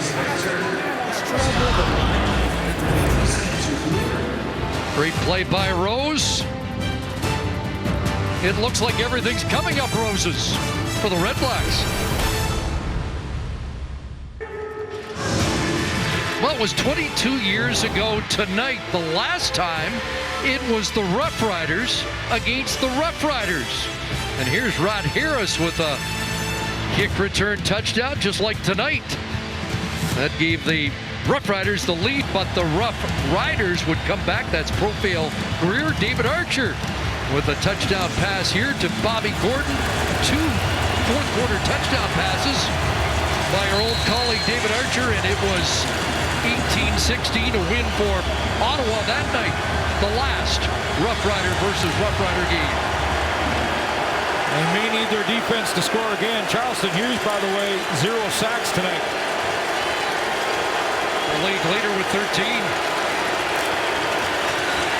Ottawa with points on their last 2 series, and that is a tremendous throw to Spencer. And they have a first down back in Saskatchewan territory. Trevor Harris on the money. Was he ever? And Spencer did his part at the top of the route here to go and reach out for it. Remember when Kyran Moore on 3rd down had to reach out and stab that football in the air? Look at this ball. It was a shot right to the outside. He had to stretch out for the 20-yard gain, keep his foot in bounds. Tremendous concentration by Deontay Spencer. Second 100-yard receiving game of the year for Spencer, who had 145 against Toronto. Now it's Powell. Cuts it back and doesn't want to go down. Finally taken to the turf. Well, on this offense for Ottawa, gets going back to the formula that they had to start the season, which was steady diet of William Powell. Possessions type stuff and intermediate stuff to Sinopoli and Ellingson, and some deep shots to Spencer. They're tough to defend. This is the Ottawa team that opponents are uncomfortable playing against. Goldthorpe's defense has been good again tonight, and the offense has been rolling with Harris over 300. Second down, dumps it off, and it's broken up. That's a terrific defensive play by Samuel O'Guavin. Another guy who's been a little bit quiet tonight, but leads Saskatchewan in defensive plays this year. In fact, Samuel O'Guavin is putting together a 2018 campaign that he would be in the conversation as a nominee at this point for Defensive Player of the Year for Saskatchewan, I believe. Charleston Hughes obviously in that conversation with 13 sacks, and Willie Jefferson, but I put Samuel O'Guavin right in it. A little quiet night tonight, but that's a big play. Leone looking for the pin, and out of his stance early. Somebody on the right side of that Ottawa Procedure. line. Ottawa, number 39. 5-yard penalty remains, 3rd down. And it is Mikhail Cote.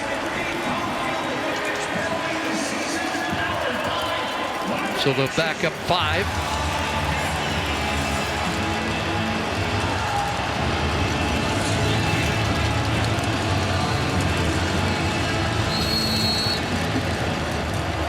Rick Campbell trying to steer his team back into first place by 2 points over Hamilton.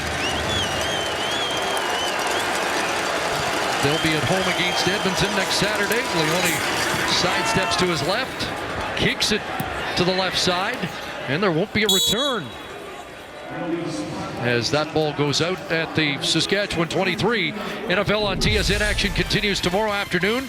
Chargers take on the Bills. Vikings battle the Packers. Chiefs up against the Steelers, and the Dolphins against the Jets. Our coverage begins at 1 Eastern, 10 Pacific across TSN and CTV networks. Go to footballliveshere.com for a complete broadcast schedule. Sold out, Mosaic.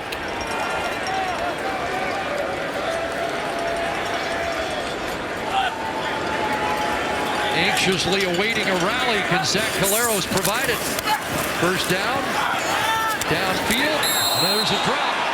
And after an early big play to Evans, there's been a few of those tonight. Yeah, and it's, you know, I mean, there's been coverage. They've been contested catches that he'd have to make, but catches that you just have to make, especially in this situation for Zach Caleros to get this offense going. There was a couple that would have extended drives that he dropped in the first half. Boy, you can't throw it any better. 46-yard catch early in the game. 2nd and 10. Here comes some heat. Caleros steps up, incomplete, intended for more. Randall Evans there in coverage. Another 2 and out. And that's 9 on the night with 5 minutes to go. Well, credit where credit is due, and you know, we talked about Shaq Evans now and a couple of drops, but as I mentioned, anytime that the Roughriders are looking for those intermediate routes, they've had to fight off the defender. I mean, they're having to work for everything. They held BC to 229 yards. A challenge here. Wondered if we might see one here from Chris Jones. Well, you don't want to, if you're Chris Jones, you don't want to have it in your pocket at the end of the game. You want to use it at some point, and might as well be now, and take a look that he thought Kyran Moore got twisted or Saskatchewan is challenging the previous play on their number 85 that he was interfered with for defensive pass interference. This will be reviewed. That Randall Evans hold Kyran Moore as he was going for the knockdown. Let's take a look.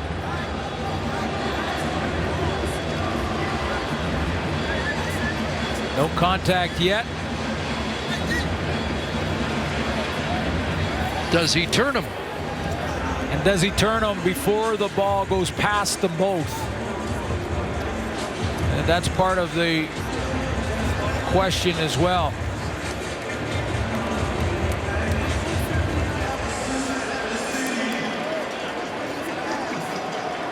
No question that the right arm is around the waist of Moore. He signaled for it. He was signaling to his coach subtly there to throw the challenge flag.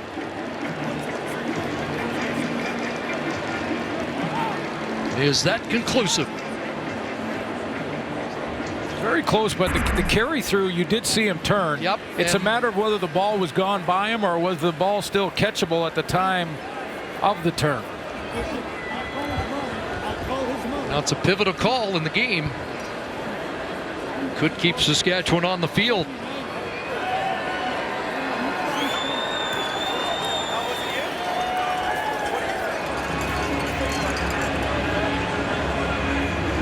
And this is a tougher one. Yeah, it really is. And you know, I think there might be just enough of a turn. You know, either way, it's a challenge that Chris Jones could not. You know, he had to throw that challenge flag there. It's close enough. Gives him a new set of downs if he wins it.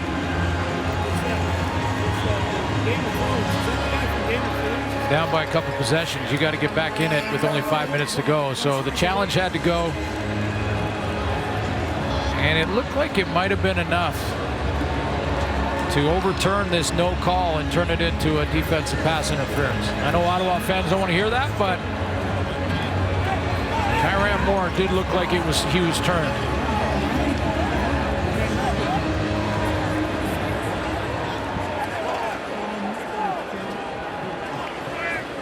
After review, defensive pass interference, Ottawa, number 2. Ball being placed at the 36-yard line with an automatic first down. You often mention, Glenn, about that body turn, and we did see it. Yeah. It's interpreted as impeding the progress of the receiver from making the catch. So a successful challenge. It keeps the offense on the field. It moves the ball to the 36 of Saskatchewan. They've still got plenty of work to do against a defense that came in tied for second in offensive points allowed this year. Pressure. Caleros hit this. He got it away. I was going to say AC Leonard turned up the heat last week. This Ottawa defense allowed just 229 yards, and Saskatchewan yet to hit 200 yards of offense here tonight. Look at how wide his split is right here. He gets that wide split, and because of that, he really puts Jacoby Cofield on an island. Then it's a one-on-one and an inside move on him with a bit of a head fake there like a receiver would do to a DB in the open field. AC Leonard gets home. Disrupts the throw. Two teams that have had terrific pass rush of late. Neither has registered a sack tonight. 2nd and 10. Here comes the heat, and Caleros gets up. What would have been the first sack? George Yuko in pursuit, and the ball incomplete. Williams Lambert appeared to have it, but the ball came out at the Ottawa bench. There is a flag down. Well, there's a lot to sort out here. First of all, there's a flag back where it looked like Caleros got hit as he was throwing the ball and going out of bounds. Major foul, unnecessary roughness, Ottawa, number 92. 15 yards from PLS, automatic first down. George Yuko on the hit. I believe it was when Collaros was going out of bounds. Now, defensive lineman will tell you, I don't want to be too aggressive when I'm below the knee or I'll get a penalty for it. Yuko is saying, I got out of the way and avoided the contact, didn't hit Collaros. He clearly tried to miss him, but got called for that. Marginal, that ball tipped and incomplete. Two Red Blacks had a shot at it, and they ended up impeding each other. Williams and Wakefield unable to bring it down.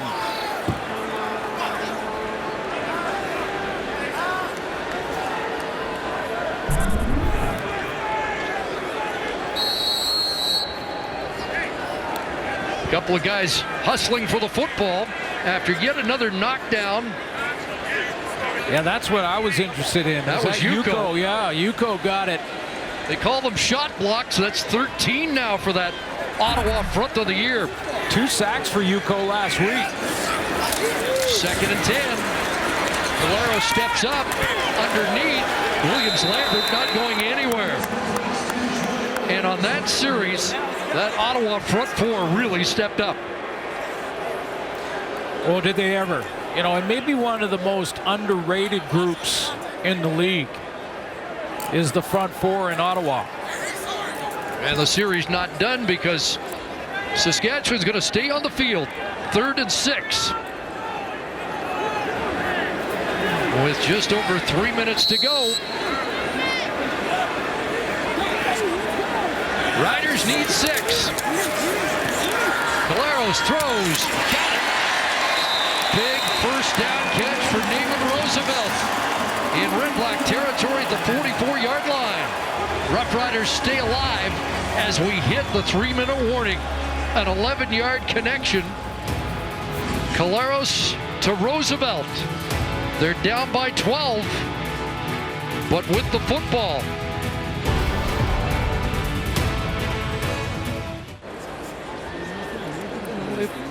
Rick Campbell has challenged the last catch by Naaman Roosevelt, challenging whether or not it was a catch. And if ruled incomplete, it'd be a turnover on downs. But we've taken a couple of looks at the replay, and it looks like Roosevelt was able to survive contact. Show you again, he has to survive contact with the DB and the ground, and it looked like he got his arm underneath the ball, and the ball didn't touch. Now there's another angle that's even closer. Quick ruling here.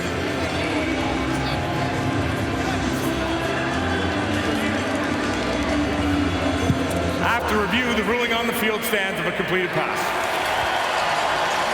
But again, not a bad challenge by Rick Campbell. I mean, it was closer than it appeared live, because at this angle it looked like maybe that tip of the ball touched the ground and that helped him catch it. But I think they got the call right, and the challenge kept that arm under the ball even when it hit the turf.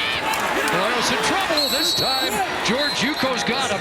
He has dialed it up here on this last series and has his 4th sack of the season and his 3rd in the last 2 games. On a receiver, Ottawa, number 24. It's a 10-yard penalty will result in a first down. But that one's taken off the board. Yeah, it's going to take it off the board. He attacks the tackle, then comes back inside and gets the sack, but the illegal contact downfield takes that off the board, and first down Saskatchewan.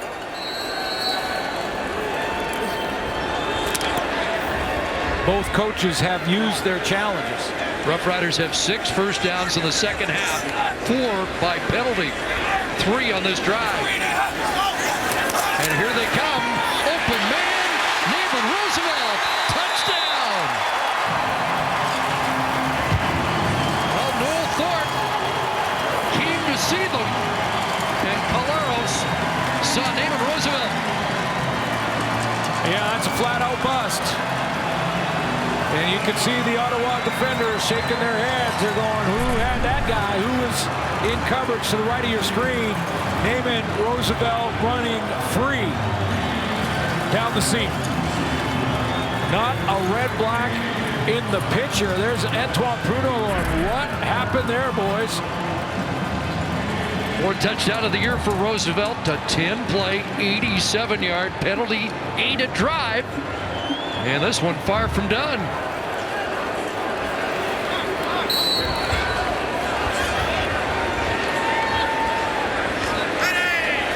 Lather to attempt to convert.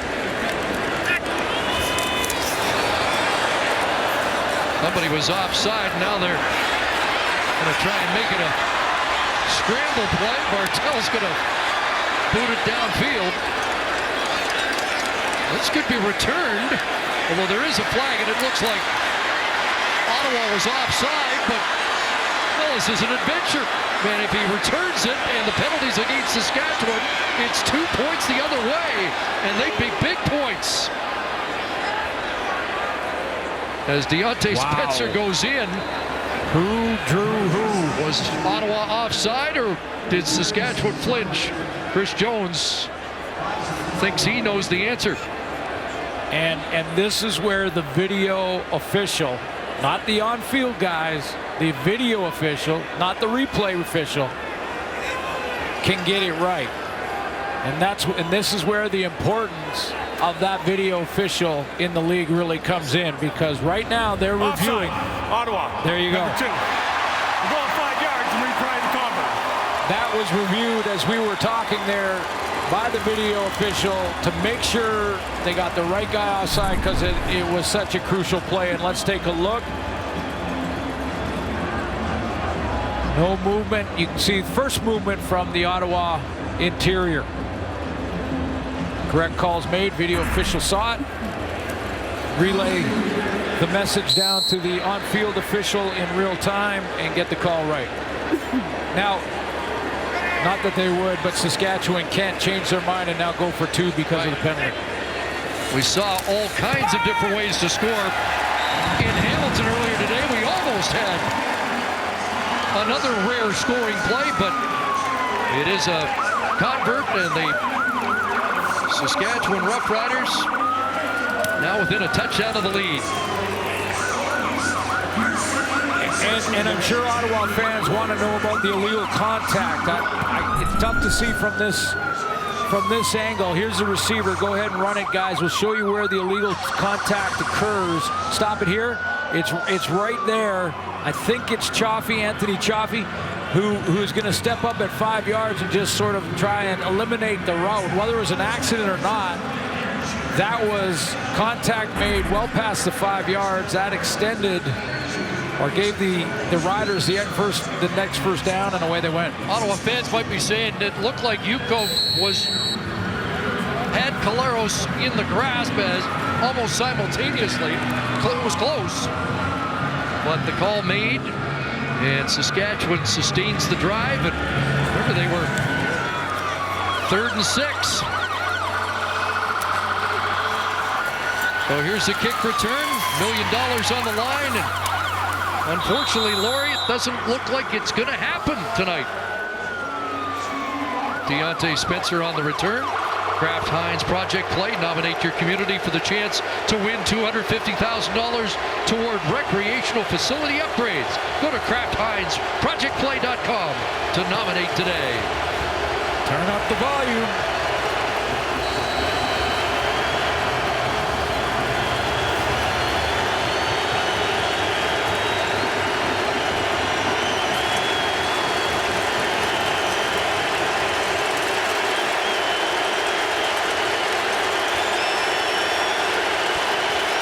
Both Trevor Harris and Chris Jones calling different plays at the line. Quick out.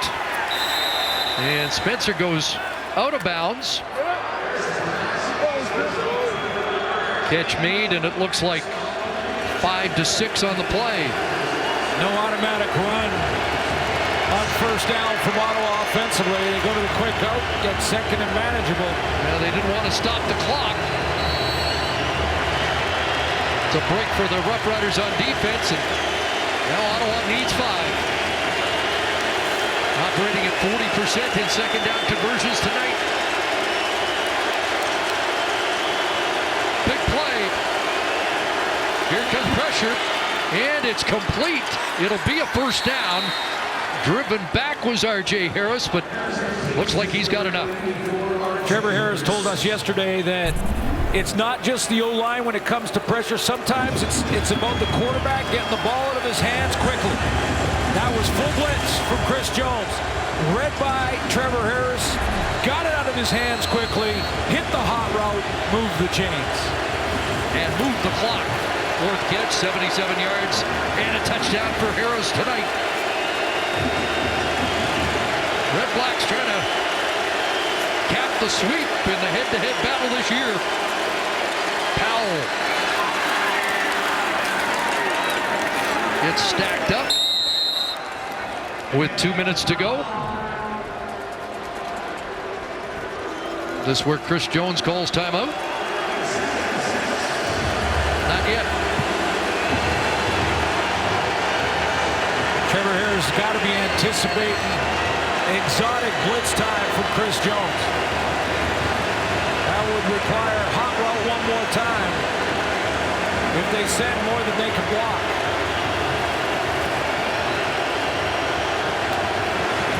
Double tight end. Need 6. William Powell straight ahead. Up to the 52. He's going to be a couple short. Again, some of the decisions and coaching choices from the Ottawa bench have been outstanding tonight. And I wouldn't call them conservative. I would call them important on the road. They know that they can punt the ball here. Give Zach Collaros a real long field.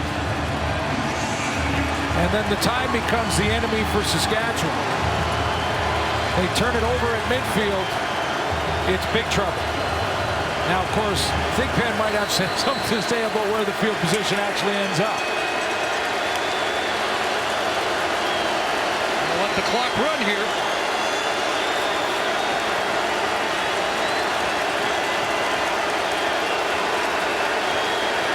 Taking it right down.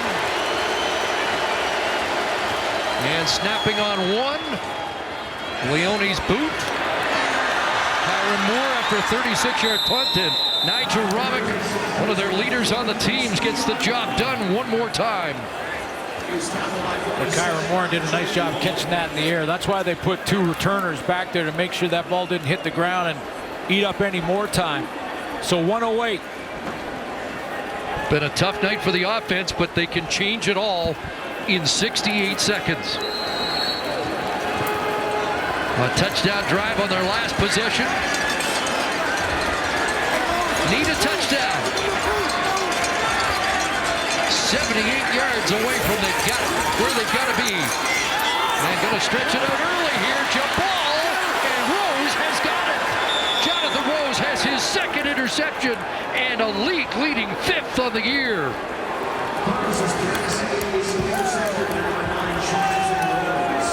Jonathan Rose has had himself a game.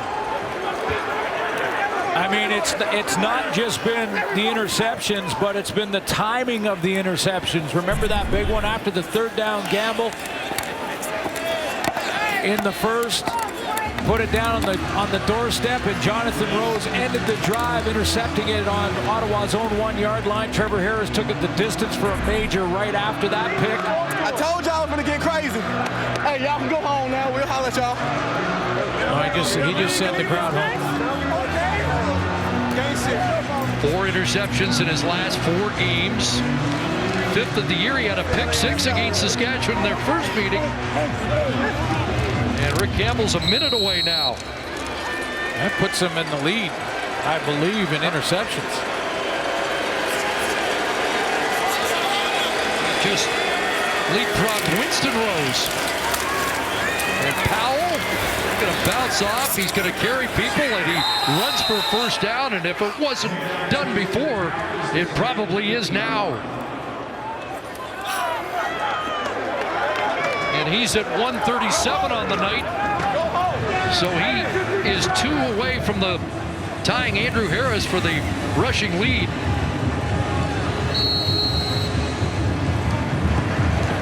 Well, we have a couple of strong candidates for player of the game tonight. I think we've got 3. Yeah, I agree. Too tough, man. And there's one of them. Too tough. Yeah, don't let them talk. William Powell another. Andrew Harris has had a big night. And William Powell's got it again. There's your new rushing leader.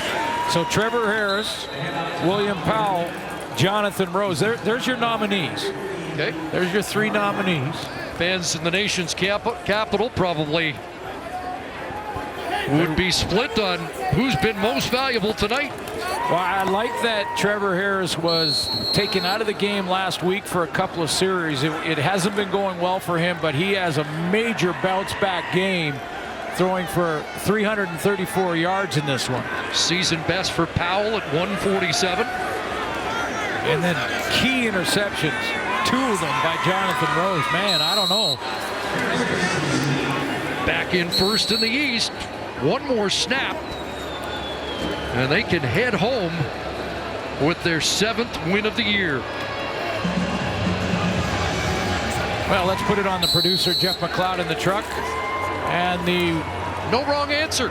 And there's not a wrong answer, but the player of the game is... The Nissan Titan player of the game, brought to you by the Nissan Titan, official vehicle of the Canadian Football League. And it's the running back, William Powell. And this was a backbreaker, wasn't it?